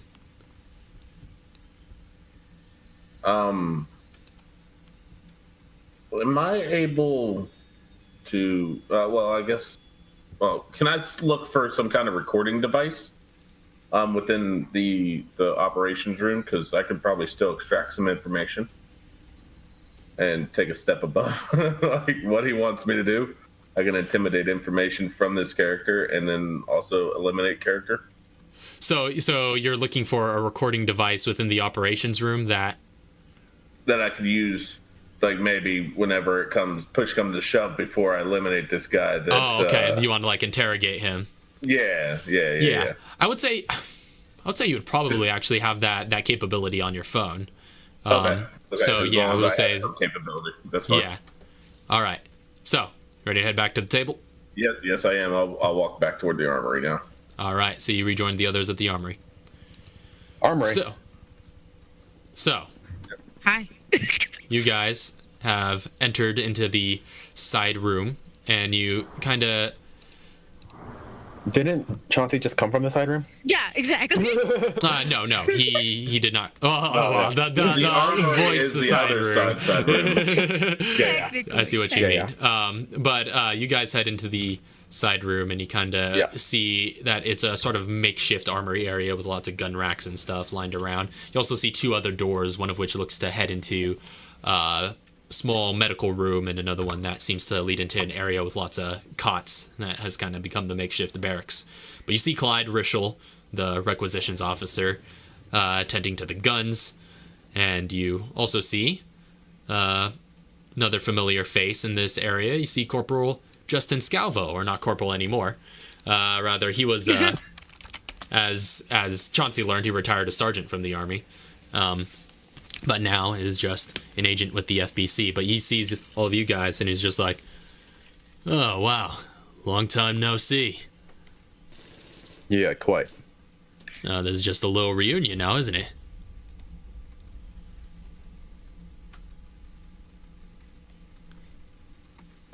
I'm gonna run up and hug him. Arkia just runs up and gives him a big hug, and is just like, hey, wow, you've grown fast. You'll get used to it. Man, I feel like you must have been so small the last time I saw you. That's Don't pretty think too hard about peculiar. Yeah. No, I'll try not to. Is Waters around? Back up. Is Emil asking that? Is Waters around? Yeah, she's in the medical room. Oh, so it's not like the armory / medical. There's separate little areas. The main side room is like this armory area. Then there are two doors that lead to the barracks and medical tent. Okay. Or, medical room. Okay. Now, when I come into the room, does he salute me like as one of his superiors? I mean, he definitely gives you a nod of respect. And he's just like, yeah. sir. As soon as Like you, a handshake. as soon as you enter, which at this point Chauncey would be kind of catching up with you guys and entering into this armory room. I'll just shake his hand and then continue looking at the wares. Like, what do we got? I'm going straight to 762. Clyde kind of acknowledges you guys. And he's like, yeah, all right, well, 762 coming right up. Now, we're a bit scarce because we're splitting the rounds between a lot of people to maintain this citywide operation, but I could hook you up with 5 rounds of 762. All right. I'm gonna walk up to Clyde and be like, hook me up with the bang bang boom booms. Bang, bang, boom, booms. Well, care to be a little bit more specific, or should I just throw the kitchen sink at you? Throw the kitchen sink at me, brother. Give me a list of what you got, and I'll take what I need. Well, as far as firearms go, we're just carrying our usual standard issue fare, Colt M1911 and the FN P90. But yeah, we got... I know you're a big fan of your shotgun shells, so I could spare 5 of those for you. Okay, take those. You have any of those grenade rounds I asked you about last time I talked to you? Yeah, we've got about 3 of those in reserve, in addition to the ones that I've already given you. Okay, I'll take those as well. I think I'm good. I don't think I'm gonna take the P90 or anything. I think I'm pretty set. Very well. Looking at the weaponry, is there anything there that looks like it might be of use? Yeah, just the M1911 and the P90. Okay. And also, oh dear, I'm getting some terrible kilobyte ratings that was dropped down to. I saw an OBS for the stream. I hope it's not like bugging out or anything for anybody in chat. Is there any smashy weapons? There are. They do have a good reservoir of combat knives, but nothing that looks to be a heavy, blunt weapon. Really quick, since I'm actually just pulling up my thing. Do I have a knife? I have a knife, don't I, Lauren? I think so. I think so. Yeah, I think I have I'm pretty sure somebody gave you a combat knife that was spare. Yeah, I think it was guitar. Okay. Then. Also, just so that your inventory is good, your herb sprayer has a med fluid stocked in it. Good to know. Good to know. Okay. Also, Well- apparently they still have a tripwire bomb. Oh no! Oh yeah, Wait. yeah, No, that Speaking blew of up. bomb, Did it? yeah. I don't think it blew did. that up. Yeah, we blew. Oh that no, up. yeah, you're right. Yeah, we threw the. Yeah, you guys used it to blow up the door. Yeah, speaking Alright. of bombs, get rid of that. if I go up to who's running the armory? Or Clyde who's- Rishel. Clyde. Lovely. And I assume this is the one that ran it back at the FBC camp that they were at before. Yeah. Same guy who's at the cool. facility at the camp. He's just been your Alright. go-to munitions guy. She kind of walks over to him and she's like, "So, got any grenades? Like, Eh. you know, throwy kind?" Well, unfortunately, we don't have many grenades in stock, but we might have some coming in at some point over the course of this operation, but I'll check back then. And she flashes him a smile and walks away. all right. Emil's heading to the medical area. Okay, you head into the medical area, and you do see... Arkia follows him. Okay, so you guys head into the medical area. You see Joan Waters, who's kind of this stern-faced woman in her mid-20s with short brown hair tied into a bun and wearing an FBC issue Kevlar vest.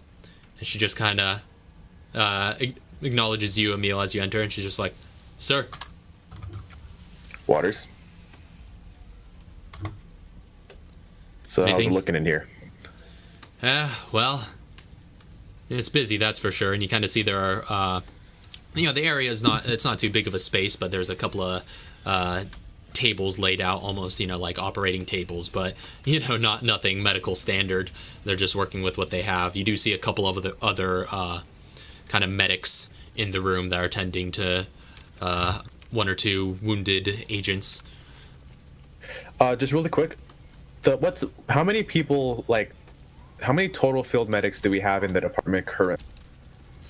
Like not that are here, but that are currently a part of the department in the FBC. Not a lot. Probably just 1 or 2 units in total, and only one of which you've ever worked with from your particular facility. Okay, so that's 10 people maybe? Yeah, roundabouts. How many people are here?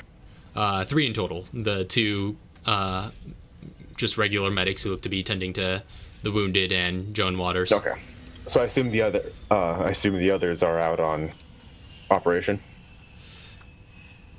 Well, we put out the call for all hands on deck. We're the first wave to arrive, and then Okay.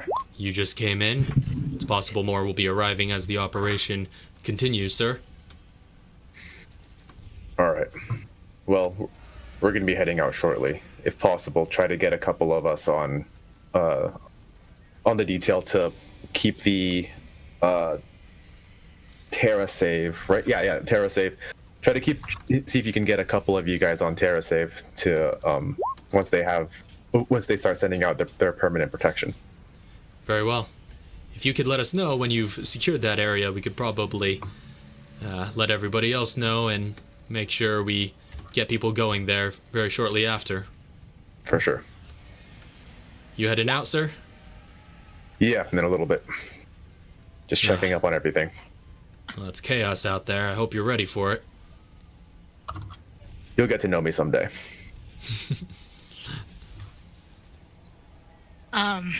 Before Emil leaves, Arkia is going to just kind of extend her hand to this woman she's never met before.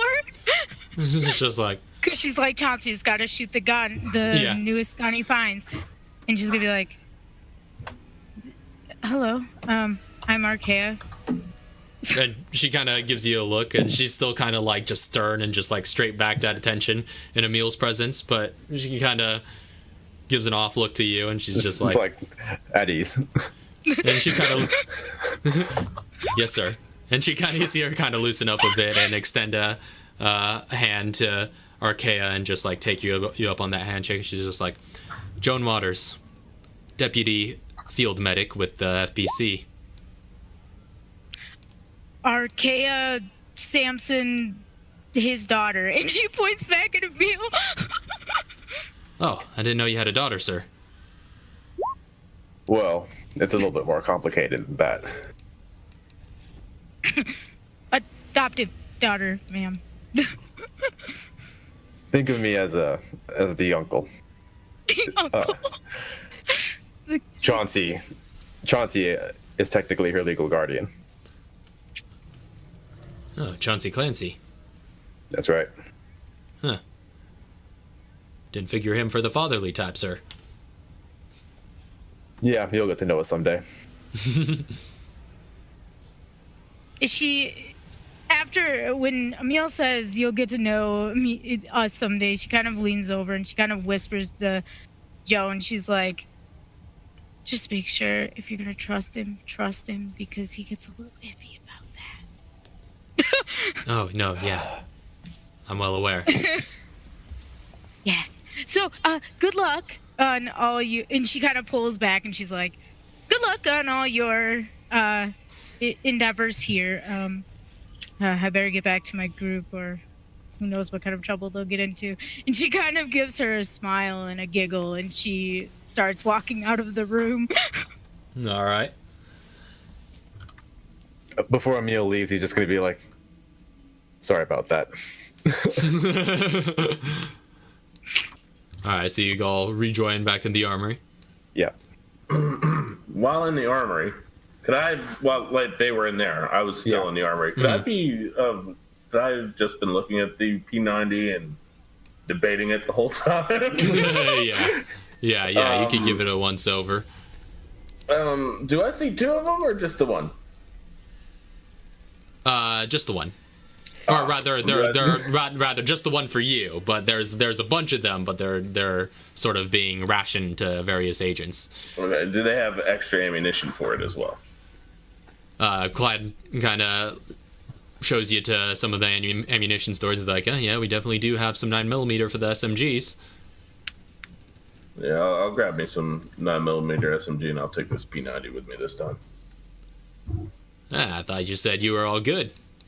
Now he's better. I think I'm gonna take it with me, just in case the survivors out there need some kind of weaponry. I have something to give them to use in defense. All right. So, really quick, I have a way to contact Waters, right? I would say, like, for the purposes of this, like, all FBC personnel, so that'd be Emil and Chauncey, would have radios as personal items that they can use to contact, the base of operations or anybody within it. FBC radio. Yeah. Okay. And that's just like, that's an operations radio, so I just have to, like, we can pick the, what do you call it? Like, we can contact who we need to pretty easily, right? Mm-hmm. Like Lansdale or Parker or medical. you could get in touch with them just by calling in through to base camp. Okay. All right, is everybody good? There are people dying out there, and they need us. Have we decided what we're doing? Well, you said we can hit the terror save first on the way to the mall, right? I think that would probably be our best bet to save as many people as possible. Yeah. I have some of my people ready to go to back us up once we get terror save good to go.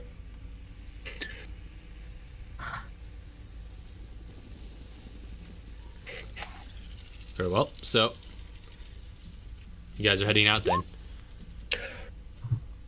Yep. I never got an answer on the SMG ammo. Oh yeah, that's 30 rounds of that. Okay. I'll take In addition to a full mag in the P90. I assumed that as well. Yeah.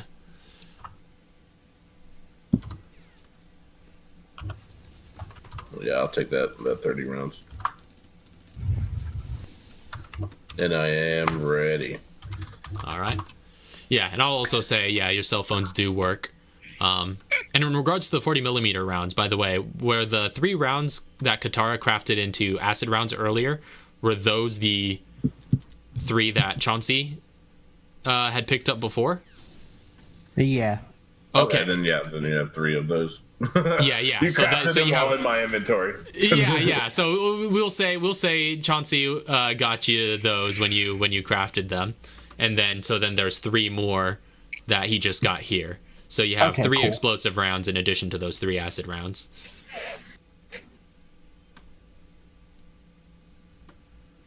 Okay, cool. I just assumed this whole time they were going to end up in her inventory, so I didn't even type them in. I was like, I don't know. Do we have any? Is there any sort of transportation we can have, like armored vehicle, walking out the front door? We're walking out the front door. It's probably only a stroll away, right? Yeah. It's not that far. Okay. So yeah, you guys head out of the operations room and into that main marble lobby, and you do see some busyness out on the streets. And it looks like there's not much in the way of civilians immediately outside the building. The few that have been kind of, ushered inside to safety. But it does look like there might be some hunters patrolling the area, and this does look to be like a pretty busy main street that they would kind of set as their stalking ground. So are you guys kind of proceeding? How are you proceeding? Are you guys just running out? Or are you kind of moving carefully along? I would like to stealth. How close is the Terra Save little thing? The Terra Save building is about a few blocks away, like roundabouts 4 to 5 blocks. So it's just a brief walk.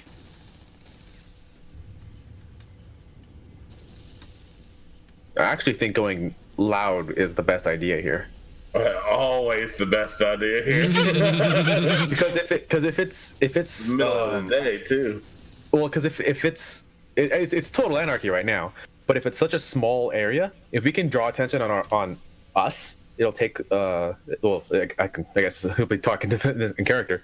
If we can draw attention to ourselves, it might take some heat off of anybody else, any other survivors that are out here, and we know we're capable.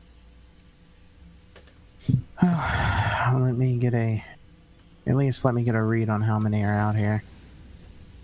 Or like, is it? Can we wait till we get outside before we? Oh, okay. Yeah, I was gonna ask. Yeah, I was gonna ask like where, like, how far out everything else is. And if possible, you and Arkia can switch off, and we can have like a train of. Mm-hmm. Of whatever that is you guys do.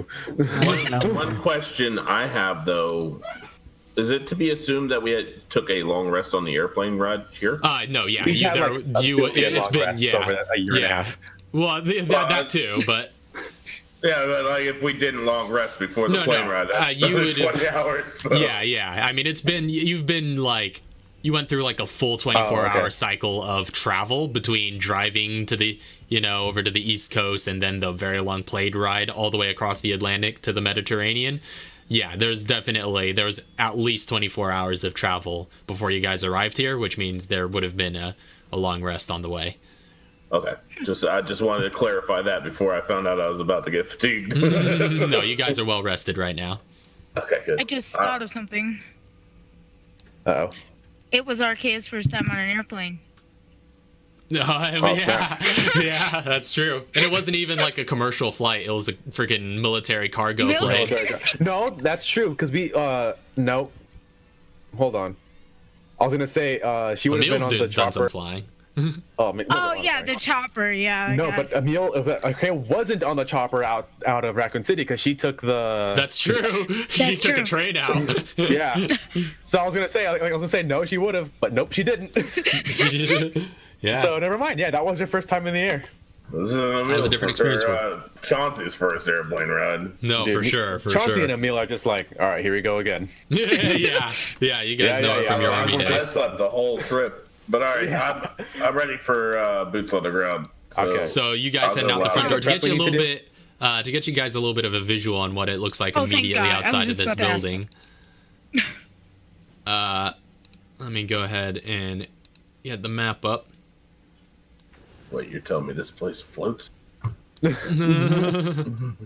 So, is what you guys are looking at. This that's this area is the inside of the FBC building, and there's the sort of central lobby that you guys are waiting in right now. These stairs lead up to the balconies. These stairs lead up to the balcony as well, and it kind of circles around. And on the balcony level, the room to the door to the operations room is about over here. Okay. So it's up the balcony level, or the operations room is upstairs. Yeah. Okay. Balcony level's only one floor up, or is it? Yeah, about.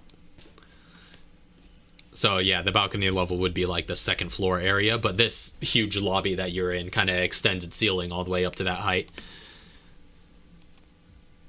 Okay.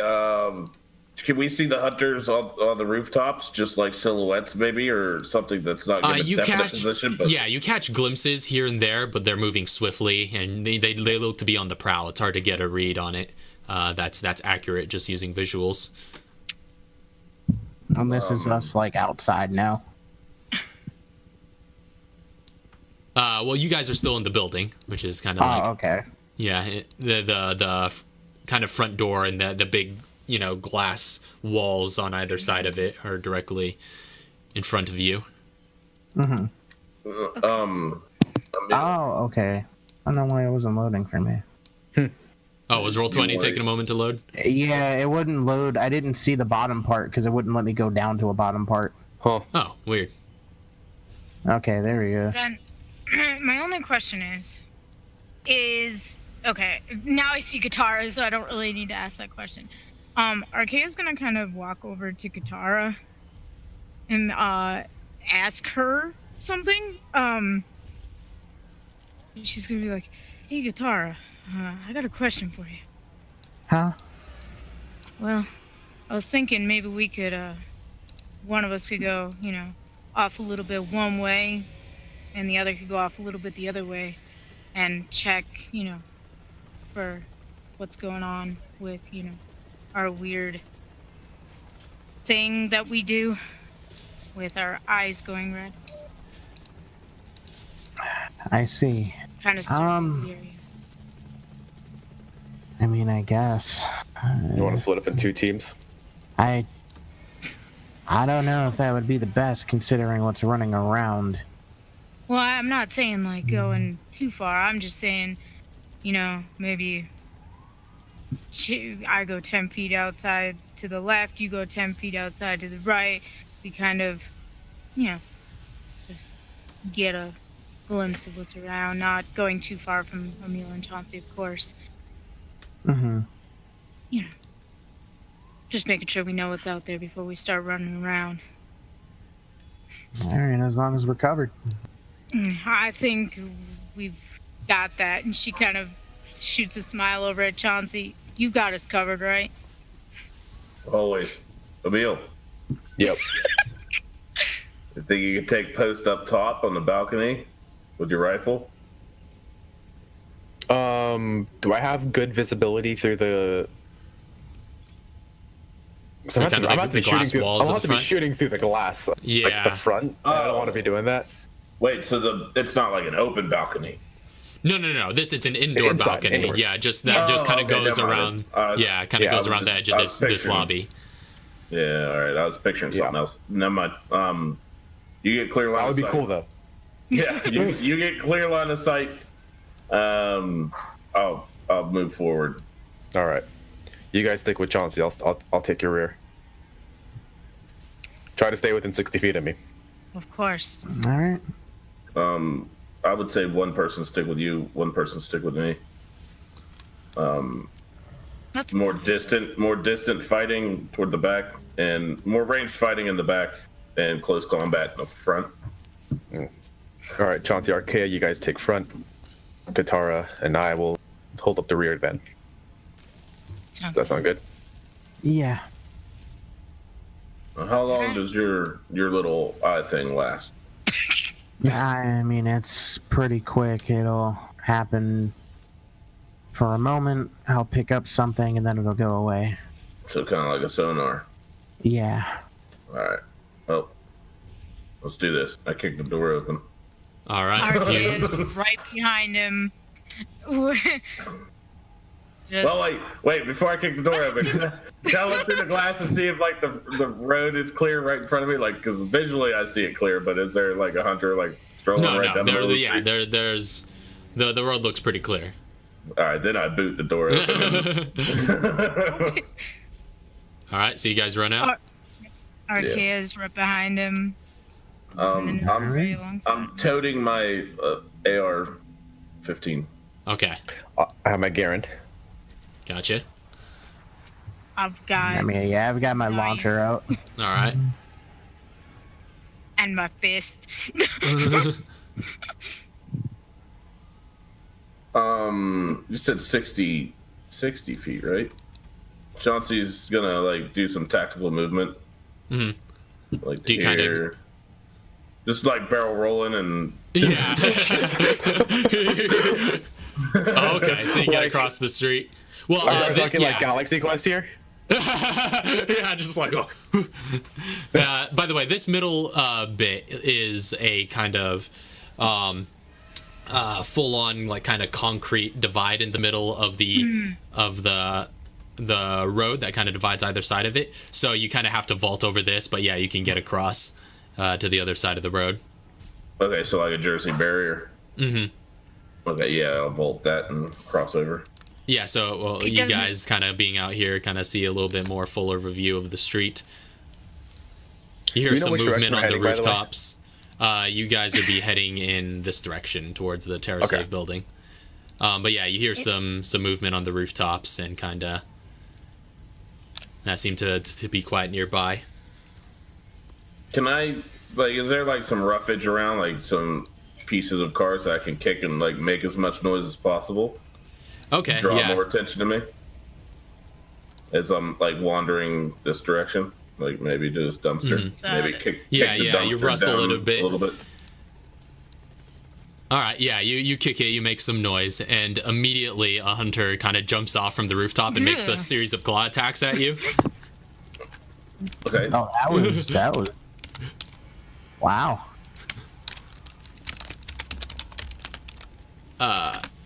The first one's a 21 to hit. Hits. And the second one is a 22 to hit. So you take 9 and 5 points of slashing damage for 14 points of damage in total as it just leaps from this rooftop and like pounces on you and starts raking at you with its claws. Question: is this car in the way for me? Yeah, I would give it about that car and the divide in the middle of the road gives it about half cover at least. Okay. Now the shove action, is that considered an attack? Yeah, that is considered an attack. Chauncey behind you. I see movement. Chauncey, I can see it behind you. Holy crap, there's a lot of them. But Wow. all right. But Oh, what did you no. say about the shove action? Yeah, it is an just attack. action? It's considered Oh. it's considered a type of grapple, and all grapples are attacks. Yeah, or, okay, or take up an attack. I think I'm gonna go ahead and start firing off some things here. Okay. So you're taking shots. Yeah, we're gonna go. Well, yeah. At this point, if you're starting to retaliate Yeah. from that attack, we're gonna have to go ahead and roll initiative for you guys. Yeah, I was wondering when that was gonna happen. Before initiative. Oh snap! What about before initiative? Because it's gonna have to happen before me. Everything explodes. Can I switch to my shotgun, knowing that they are now in close quarter combat? Yeah, sure. I'll say I could. Yeah, you get that off before the initiative goes off. Okay. Just a quick weapon switch as you feel Yeah, things just starting to intensify. Like it just beat the crap out of me. Yeah. Hey, Raph. Yes. Reactions can be used at any time, right? As long as two natural 20s. But yeah, He goes first. as long as the trigger for the reaction happens, yeah. Now wait. Okay. He jumped down and swiped me. That I should have been ready for that. What do you mean by that? Like I'm always ready. He couldn't get a surprise round on me. It was 2 attacks, not. Oh, I see what you mean. Technically, Yeah. technically, the reason, I was allowing it to get those attacks in there was because I was considering it a surprise round on you. Mm-hmm. But yeah, if you use an adrenaline rush, you could go ahead and take a full turn right now before we even get into initiative. Yeah, I'm gonna go ahead and light him up. All right. Well, actually, I'm I'll gonna- say though that turn gets used doing all the weapon switching you just did, so you don't get to make your attacks. Because we said that was happening just before initiative. That would have been about that time. Oh. Fair enough. So that So I'm gonna light him up anyways first. Anyhow. yeah. But you are adrenaline rushing preemptively if you so choose. I So am adrenaline rushing. all right. So where's my? Here we are. All right. So sound off on get all initiative. Emil 20. Arkia. 8. 8. Gotcha. 8. Chauncey 23. All right. And then Katara 16. Okay. So, top of the round, Chauncey, you're up. I'm still getting everything ready, but I am going to start lighting him up with my shotgun. I'm just trying to remember what the damage was Yeah. for adrenaline rush. Oh yeah, you do get a damage bonus with your adrenaline rush as It's well. like +2. Yeah, I Yeah. think that's what it was. So just Yeah. roll him back down. Yeah, I Is do that believe it's a only on +2. the damage, not That's the only on the attack roll, damage. right? Yeah, only on damage. Well, so shotgun is proficiency plus headshot Okay. is -5. And then I get a. Trying to remember what all the stuff is now. Oh yeah, so like, I was gonna say with headshot, with the -5 penalty, if it hits, it's a +10 to bonus damage. Yeah. Yeah. But we're- So it's just your attack modifier -5, which just should be +2. Yeah. Because the shotgun gives me a +1. Yeah. All right, so just roll it with the +2 that out, and bonus. It's an advantage. Yeah, it is at advantage. 16. Oof. Yeah, good thing for that advantage. That hits. Oh no. You're that +12 bonus damage. Yeah. Hey, come Well, here more real than quick. plus 12 because plus your mobility modifier as well. It should Oh, be yeah. plus It's way 15 up there, in like, total. I'm still typing in numbers here. So that's 2 shots. Always. And plus 10, plus 1, plus 2, plus 3. So 16? No, plus 15 it should be with that. Plus 10 from headshot, plus 2 from adrenaline rush, plus 3 from mobility. Plus 1 for One weapon. from the shotgun. Oh, the weapon. I forgot about that. Yeah. Yeah, That's 16. So 16. That's always exciting. Oh, the ones though. Well, there's pretty- one, but either way, yeah, you aim high with your shotgun and just shoot it across its head. It reels and it looks to almost be like blinded by the shot, but it is still standing, but it is writhing in pain right now. Okay, we're gonna go ahead and run that one more time with the extra attack. All right, same shots and everything. Yep, same don't think setup. you All right, need to. advantage. 16 hit last time, right? Yeah, 16 hits, and you don't even need to roll damage. This thing is just Okay. you take its head clean off with the blast Like of this one hit. shotgun, and it collapses to the ground, headless. I am also going to reload. All right. So you 'Cause I use your only had bonus 4 in action it to before. reload. Yeah. Yeah. Yeah, and you have that bonus action available because you use the surprise round to adrenaline rush. Yeah. And I'm gonna start. I'm gonna tell Arkia to follow me, and I'm gonna start running. Arkia's hot on your tail. All right. So you use your movement. Yeah, as soon as it lets me. I'm gonna, because I'm out of melee damage now. Yep. So as Right you're finishing there. up your movement, well, you would have to vault over that, which would probably cost twice your movement for that Okay, one move. So oh, we'll say yeah, you yeah, just yeah, get hold over on. to here. I'll renegotiate. I totally forgot about that part. We'll go right here. Okay. So you take off. Next up is Emil. Was I able to see those hunters crossing over?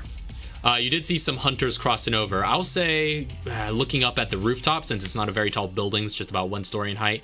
I would say you could see about this far, but like this one has half cover and the one above it has 3/4 cover. Okay.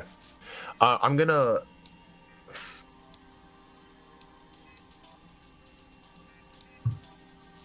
Take cover here. And it's a full action to switch to my Glock, right?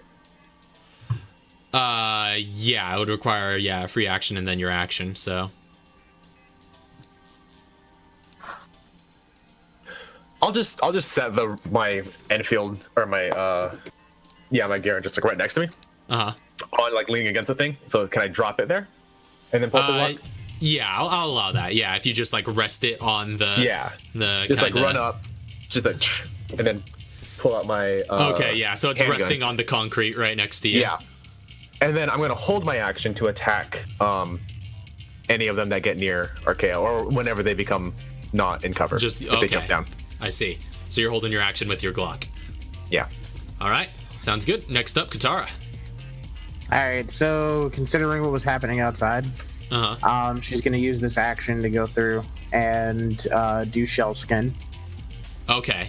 So you're get just like that burning sensation in your core just erupts to the outside of you as the sort of hardened shell creeps up along your skin.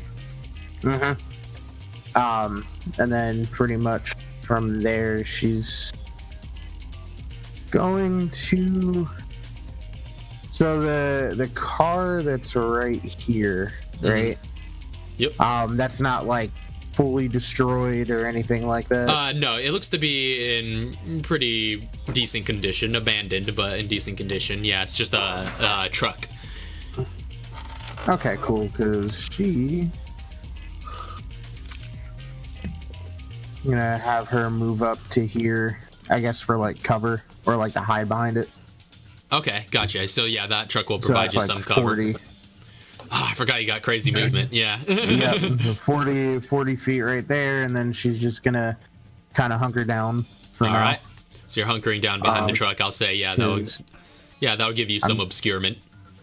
Because I'm pretty sure. Oh yeah. That's all I can do right now. All right. So after Katara, next up is the hunter's turn. So the hunters are going to go ahead and start dropping down. These ones kind of move down here.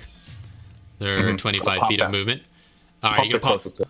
Okay, you're popping the closest one.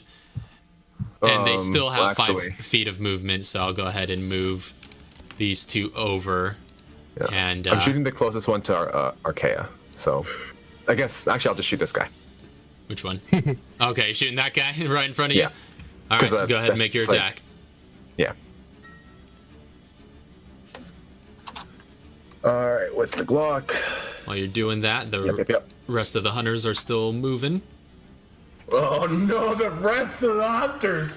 So this one's going to be able to make it to you as you see them just start leaping off the rooftops. It's only 11.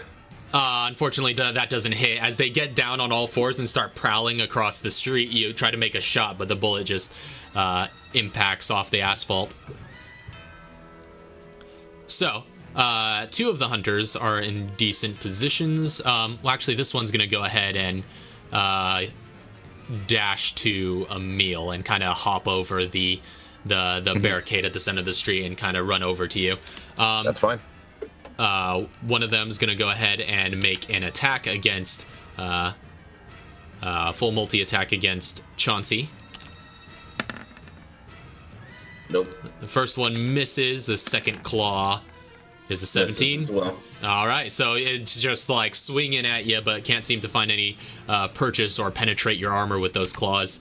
The other hunter is going to go ahead and make 2 claw attacks against Arkia. The first one's a 17 to hit. Yep. All right, and the second one is a 22 to hit, both of which, we'll say the first one does 7 points of damage, the second one 8, so you take 15 points of damage and slashing damage in total. As it just like slices across you with its claws. That's going to end the hunter's turn. Next up is Arkia. Yay, me. So this boy in front of me is in huge trouble. She is going to bring that knife, just stab it right in the face. Okay, go ahead and make an attack roll. And remember, you're not proficient with edged weapons, so No, I'm that's not. just going to be strength. Could I Or strength or mobility. could I be seeing this about to happen and yell to Arkia not to do that?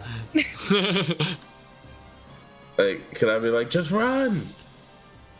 No, I'm not running nowhere. That thing will get an opportunity attack. No, Disengage. if you disengage, I just didn't want to say it that way. Is that a thing? Yeah, you can. Yeah, disengage. It allows you to run away without dying. Yeah. They won't. They're not able to get you on a disengage. Without dying. Just run towards me. Like, if disengage and run. And it's up to you. What does Arkia want to do? She's going to attack? Yep, she did All not right. stab it. Yeah, so you swing at it with with your knife, and it just like leaps deftly out of the way. Great. Cool. Awesome. Arceus does all of these things. And then she... Is disengage an action, or is that just Disengage a thing? is an action. That's an yeah. action. Interesting. All right. Look up the actions and combat section in your rulebook. Yeah, Oh, yeah, okay, that's a yeah. good place to survey to find out what all you could do, because there's a lot of actions that are universal that Got it. anybody can do. All right. So, with her bonus action, she is going to... This is terrible. She's going to encourage Emil. How do you encourage him? Hey, I see you got a friend over there. Take him down. Emil, you are encouraged. It's probably the best encouragement so far. That's I got this. All right, so is that going to end D6, Arkea's turn? Yep, that's a D6. Yeah, that's all I can do without dying. All right, so back up to the top of the round is Chauncey's turn once again.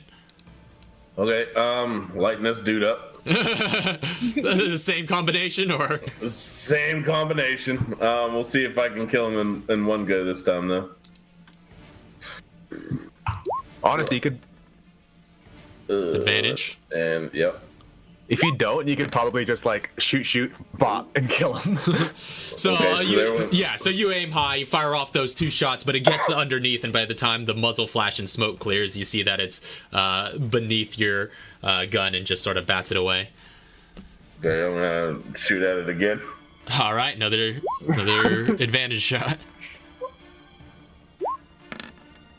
20 There we go. definitely 18 hits. Yeah, 20. Okay. So another 2 shots. 29 damage. Oof. So yeah, you unload those 2 shots into its head, and it just like its head shoots back, and it just like stumbles backwards, but doesn't, or it does seem to still be standing, but it is just like bleeding profusely from its face, and it just like barely looks to be hanging on by a thread.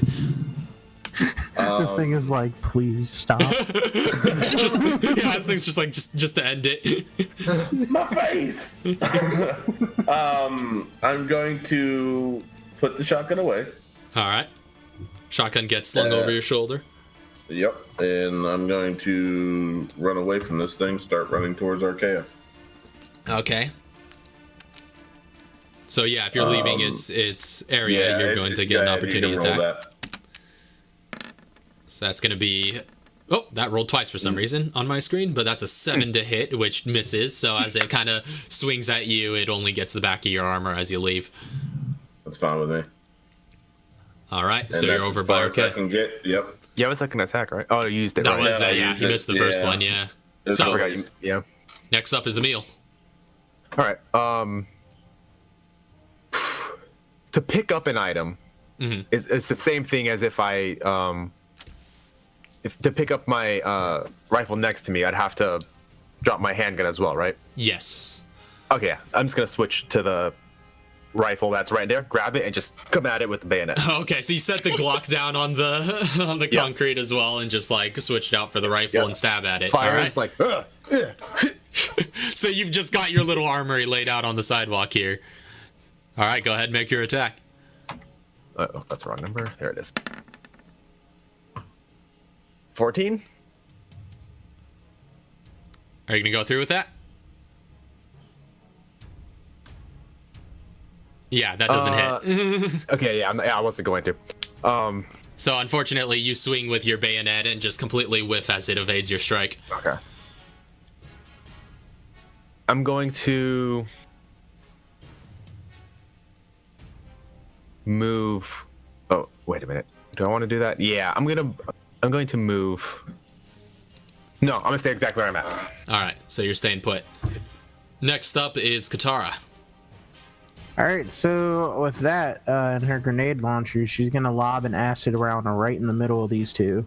Oof. All right, so they're And gonna those make. within 5 feet of the point. So Is that a mobility saving throw? yeah, mobility saving throw. All right. So I'll make one for each of them. Here's the guy on top. That's a natural one, Oh boy. Oh yeah, nope, that's getting hit. and that's a Nope, 13, that which I fails don't. too. Yeah, also fails. All right, so What's the rolling radius that on it? damage. It's within 5 feet of the point that I shoot Yeah. at. Okay. Yeah, Oh, it's a not smaller radius. Yeah, it's a smaller radius because it's just you see the round just go throom, and just splash into just like liquid and And with then fumes and boop. steam coming up from them. Okay, so Yeah, that's 15 points of acid. all right. Well, as the acid splashes in that radius and splashes onto their reptilian scales, you see it start to burn and eat away at them. You hear them screech into the air as their back starts to disintegrate. It seems to do a lot more damage than you're expecting it to, and both of them are killed by it. Oh, it does double. Oh, oh, that's disgusting. That Yeah, was actually that was just pretty enough gross. damage. Just enough Yeah. damage to kill both of them. They have 30 HP, no. by the way. One dude's only got one. Yeah, that guy has 1. Yeah. Yeah, with that she's gonna stay put. All right, so staying put. Yep. That's going to be Katara's turn. Next up, the hunters are going to make their move. Let me just cross these guys off. The 3 that are remaining are going to continue to assail the targets. This guy's going to move over, and this guy's going to join into the fray. As soon as he reorients himself and just like wipes the blood off of his face, just got like one of his eyeballs is practically hanging out, but it just has enough vision to be able to make his way over there. So each of these are going to be making a multi-attack against the individual standing next to them. I was gonna say, could I have been yelling at them while I was here to try to get their attention to swing on me only? Yeah, sure. Just make a quick Intimidation. Yeah, intimidation check. Sweet. I love using intimidate. Especially when it doesn't work. No, yeah, you yell something, but yeah, it's just like they just They seem to don't completely understand me. ignore it. Yeah. You know, it's like you're talking to pets, but you know they just like they really don't know. So against the meal, that's a 18 That hits. and a That does 16. not. All right, so the first attack deals 9 points of slashing damage as it just like stabs into you, and as it draws out from that attack, swings again, but only impacts against your armor. The one by Chauncey is gonna make 2 attacks. It's 22, which hits, and 17. It does not. All right, so you also take 1 claw, 4 points of slashing damage to you. And to Arkia, it's going to make 2 claw attacks, but with disadvantage because... Oopsies, that was the wrong dice. With disadvantage because you are within 5 feet of an ally. So that's going to be 13 to hit. Actually, I believe that doesn't hit. Lauren, does it hit? That What's hits. your AC? Fine. 13. Oh, yeah, 13? that hits. Okay.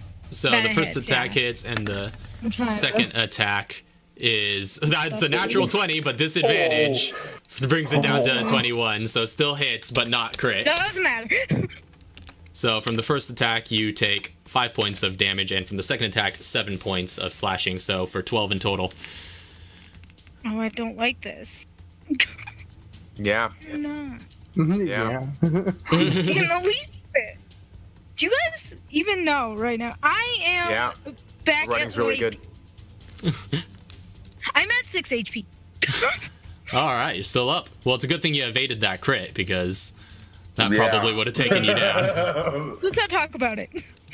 So that is going to be the hunter's round. Next up is going to be Arkia. She's kind of pissed off. Mhm. Run. So, unfortunately, pissed off Arkia and listening never go hand in hand. She's gonna see the one next to the one that just assailed her face. Mhm. Kind of looking a little rough, and she's going to literally take her fist and try to like put it through its face. All right, go ahead and make an unarmed Which attack. I So believe- against this one here. Yeah. Yeah. So that one hasn't made any attacks against you, but you're gonna try and punch it. Yes. Okay. Go ahead and make your And attack. that's a +4 because I have proficiency in unarmed attacks. All right. 15. That just hits. Go ahead and... Well, actually, you don't need to roll your damage because this guy... Yeah, 1 health. Yeah. Its eyes hanging out and its just face is just completely destroyed. You feel your fist go mush into the opening and just like... You feel like a little bit of viscous brain matter kind of curled around your hand, and as you pull your bloodstained hand out, the thing just goes limp and collapses. Ugh. And as my bonus action, I would like to discourage the one next to it. All right. How do you discourage it? As I'm punching this one in the face, as I pull my fist back out, I'm like, you see what I did to your buddy? You're next. All right. It's going to make a wisdom save. It's a 14. I'm still trying to pull up my character sheet because it's being slow. That succeeds. 14 is the DC. Oh, okay. So yeah, unfortunately, he doesn't seem phased by it, and is just like brings out its claws and prepares for another round. I tried. You get yelled at by Chauncey right now.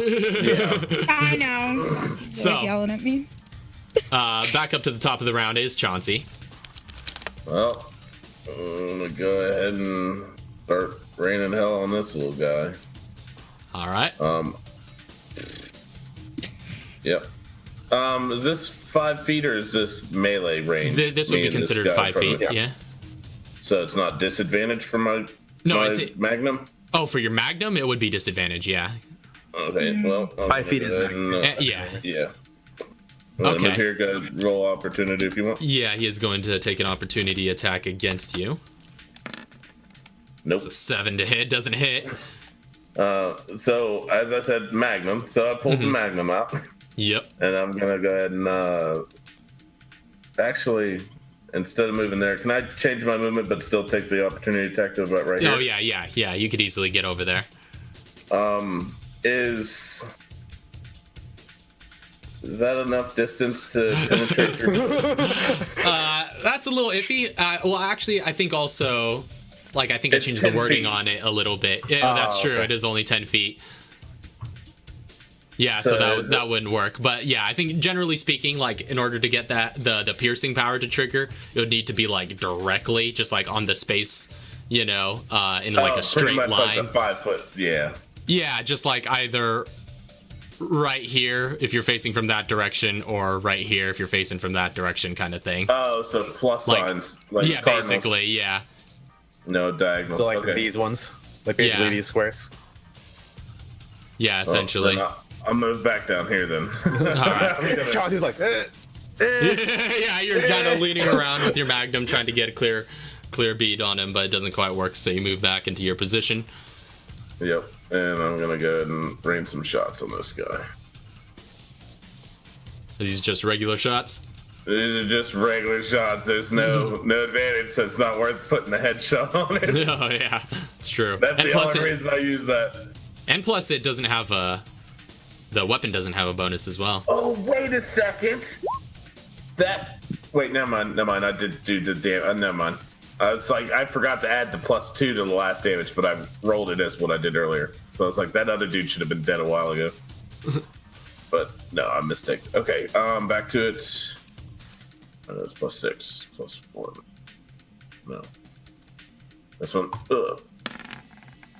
No! That unfortunately doesn't hit, as just you fire off a magnum round that just whizzes over its head.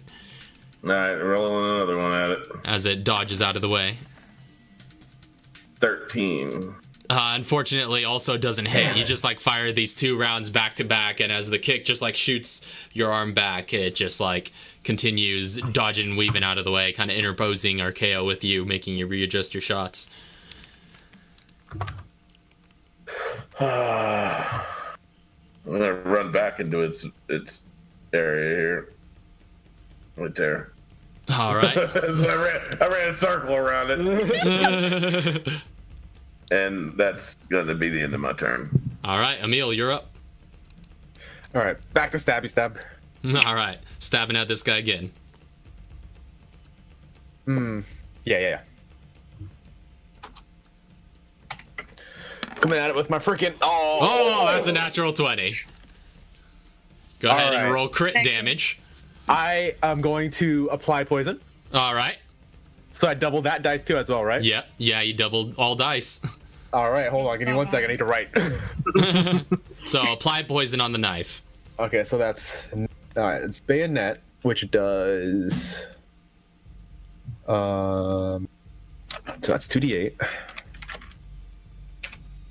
I also double Hippocratic Oathbreaker? If you're using it. I'm not. gonna not use it. Hippocratic Oathbreaker, so that's another 2d8. Like, I believe the poison This is guy's also about to 2d8. is it really? Oh, come on, hold on, let me see. Yeah, because poison adds apply poison adds a d8. Yeah, all right, so that's it was- a total of 6d8, Yeah, since it was modeled after Divine Smite. and Oh. that is 6d8 plus 3, plus 3. All right. Yeah, and the bayonet doesn't have a +1 or anything, right? Just a No. yeah, It's an my gun uncommon does, item. but the bayonet does not. Oh, those 8s! Oh, those 8s! Oh, 32! Oh. Take his head off! That's 35 whole points. In, 35! yeah. So you're taking his head off? Taking his head off. All right, so you just like swipe across with your bayonet and just the head just comes clean off in one fell swoop, chipping away at the bone of the spinal cord as it flies off onto the side railing here, and the body just like carries the momentum with it and splatters a little bit more blood out of its open neck over the concrete slab and just like ragdolls into the ground. Ugh. That was a pretty nasty crit. You just kill build It it. wasn't it? I did. You literally just kill build it. Oh, yeah. You are Oranishi. Yep. Totally scalped it. I'm gonna use my movement to move there, Okay, so you vault over and you're able to get there. just to be intimidating. All This right. guy. So that's going to be Emil's turn. Next up is Katara. And she's just gonna hold an action in the event that there's another one that pops down. And All then right. she's just gonna shoot it. And if not, then she's just gonna stand there.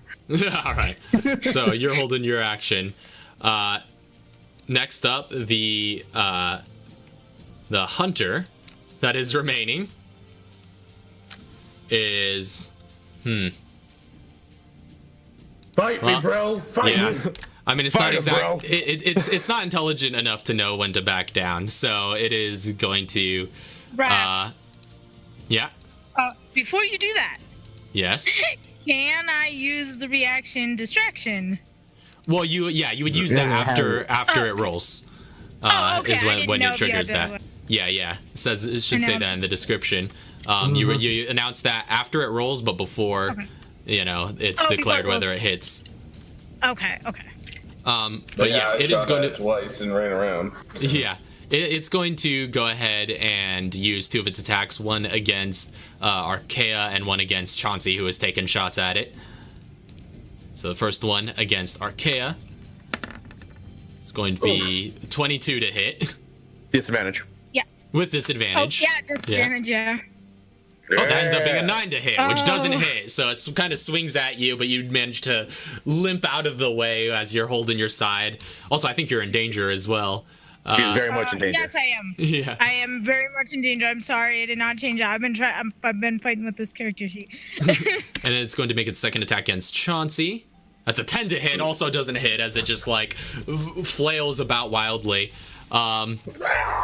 Yeah, just like, I mean, if you've seen some of the hunter animations from Revelations, you kind of know what this looks like. But as it's kind of doing backflips. yeah, as it's kind of flailing about with these big ol' clawed arms, it kind of gets a bit more of a survey of the battlefield and is thinking about retreat now. So it's gonna go ahead and try and get out from the bad position at the least that it's in, and it's going to prowl up on top of this car. Step. All right, opportunity attacks. Punch. Opportunity attack. Yeah, technically, yeah, gets one from everybody there. Yep. So roll your attacks. Can I hit it with the butt of my pistol? Yeah, as long as it's a melee attack. Yep. Emil hits, Right. Arkia misses. And mine's considered an improvised weapon. Yes, right? but you do still get your proficiency we've Yeah. established, yeah. All right, 18. so yeah, Chauncey also hits. So go ahead, Emil and Chauncey, roll your damage.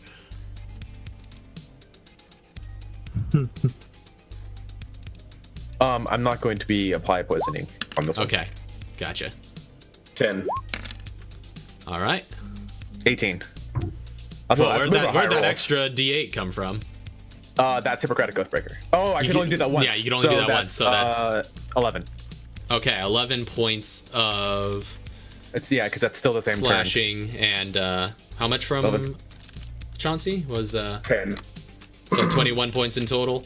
So yeah, you just like whack it with your gun, and Emil, you just like stab at it as it attempts to leave, and both of you make pretty decent wounds against it, but still manages to get away.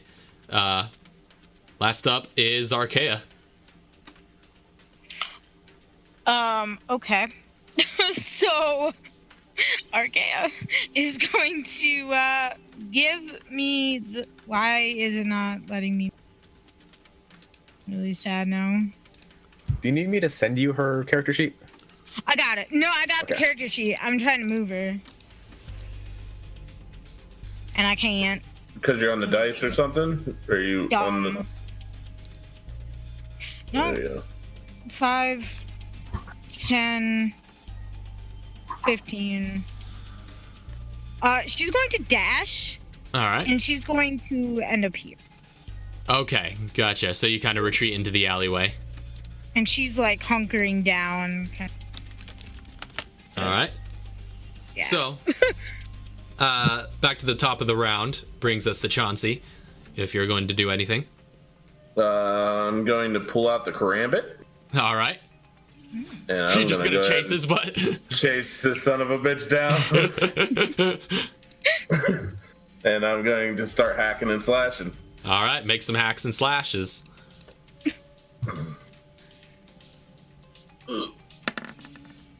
First hack and slash doesn't work. Yeah. Well, I think that should also be a +1 weapon, shouldn't it? Oh yeah, I forgot that +1, but still, they're both. Yeah, 10 and 11 don't hit, unfortunately. No. As you just like swing at it with your knife, but it's just like hopping and flipping out of the way. Could I bonus attack smack it with my offhand pistol? Actually, yeah, you would be able to, yeah, since you're wielding one in either hand, if they're both light. Yeah. Yep. And that one is this. 12 unfortunately also doesn't hit. Yeah, you look like how he looked just a second ago. Yeah, you're just like just swinging and just like not finding any purchase against them. Pitiful. So that's Chauncey's turn. Next up is Emil. All right. Well. All right. He's just going to move 25 feet to get there. All right. And heal with treat wounds. All right, so you cast and treat wounds. Tier 2. Yeah, tier 2. All right. Very well. So if that's all you're going to do with your turn, you could roll that while we move on to Katara's turn. Well, I'm going to oh wait, no, because I can't hold a bonus action. No, you can't hold a bonus action. Yeah, okay. So yeah, that's all you can do. I'll stay there. I'll stay there. All right. So Katara, what are you doing? Okay, so she's noticing this one kind of go away, so she puts away the launcher. Mm-hmm. Just kind of holsters it, and I'm gonna have her move. That's 5, 10, 15, 30, 35, 40, 45, 50. I'm gonna have her move from where she's at over to right here. Okay. Can you get there within your movement? About 30. Yeah, because getting over that is 30, then I still have 35, 40, 45, 50. All right, okay. Yeah, so, yeah. All right, yeah, so you can get about that far.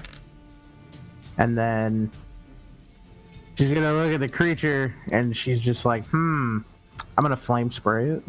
Oh, all right. Oh, so nice. you pull out your Keb set materials and just... Yep, so she's going to, or at least attempt to flame spray it. Yeah, so... Yeah, and there was 19 hit points to Arkia, rather. So 15 just hits. So go ahead and roll your damage with that. Oof. Oof. Yeah. So just like the fire shoots out from the canister and engulfs it, and you see it catch fire and start just shrieking and moving around a bit, shaking off the flame. 1 HP left. It's just like its scales are all charred. It is like is taken some stabbing and some beating, but it is just holding on. This pitiful creature. Oh man. Okay. Yep, that's all she can do. All right. So, then after that is actually the hunter's turn.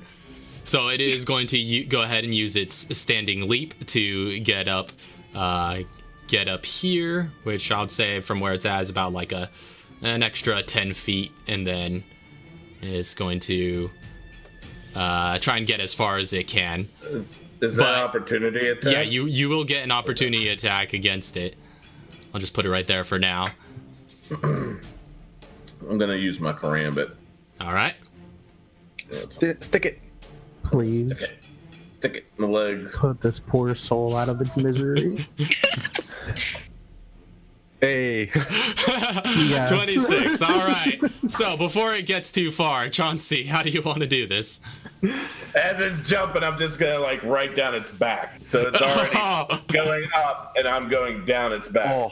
Okay, so yeah, you anticipate its movement, and positioning the karambit above it, you just like put it there, and as it does this powerful leap with these strong legs of it that it has, that you've seen them use to jump incredible distances, it just jumps up with this really sudden force, and the curved blade of the karambit just gets caught in its back, but it keeps going with that momentum and just gets slit right down the middle of the back, and it just sort of like almost looks like one of those goofy video game deaths where it jumps up and then goes limp mid jump and then just falls right back down. Falls right back down. Yeah, right on the hood of that car, and just almost stunt falls, just like bounces off the hood of the car and then lands on the ground next to you. Dead. So That one's dead. the streets now seem to be devoid of hunter lives, and as you guys are in the midst of this Terra Grigia panic, and you still hear more activity and just almost war zone like gunfire in the distance, this is going to be where we pick up next time as you guys continue your journey towards the Terra Grigia building and the mall. So that being said, thank you all very much for coming out for this very special 1-year anniversary episode. That was a ton of fun. I'm gonna write this as a note right now, but Emil has encouragement for 10 minutes, I think, right? Yeah. So basically, another 9 minutes or so after this. But yeah, because I think we're just gonna run down this thing, and I just want to make sure I can use. Mm-hmm. So I'm just gonna go with the adrenaline rushes run out. Yeah. So that would have ended after the combat. But yeah, that was a ton of fun.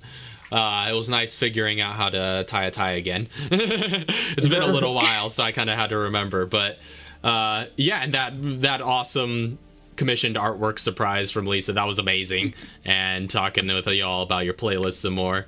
But yeah, we will be back next Friday, Lord willing, if everything goes according to plan. And yeah, it should be another episode to see where these things go in this Terra Grigia panic little adventure. But in the meantime, we'll see you guys later. I started Resident Evil 7 Madhouse run this past week. That was a thing, so that'll probably be continuing within the next week. Holy smokes. that is tough, but it's a ton of fun. So hopefully we may see some of you guys out for that. I see Lo hanging out in the chat. Welcome. That was from a little while ago, but yeah. We'll see you guys next time. Peace. Squared. Have a good night. God bless. Good night, sweet dreams, all of the good things.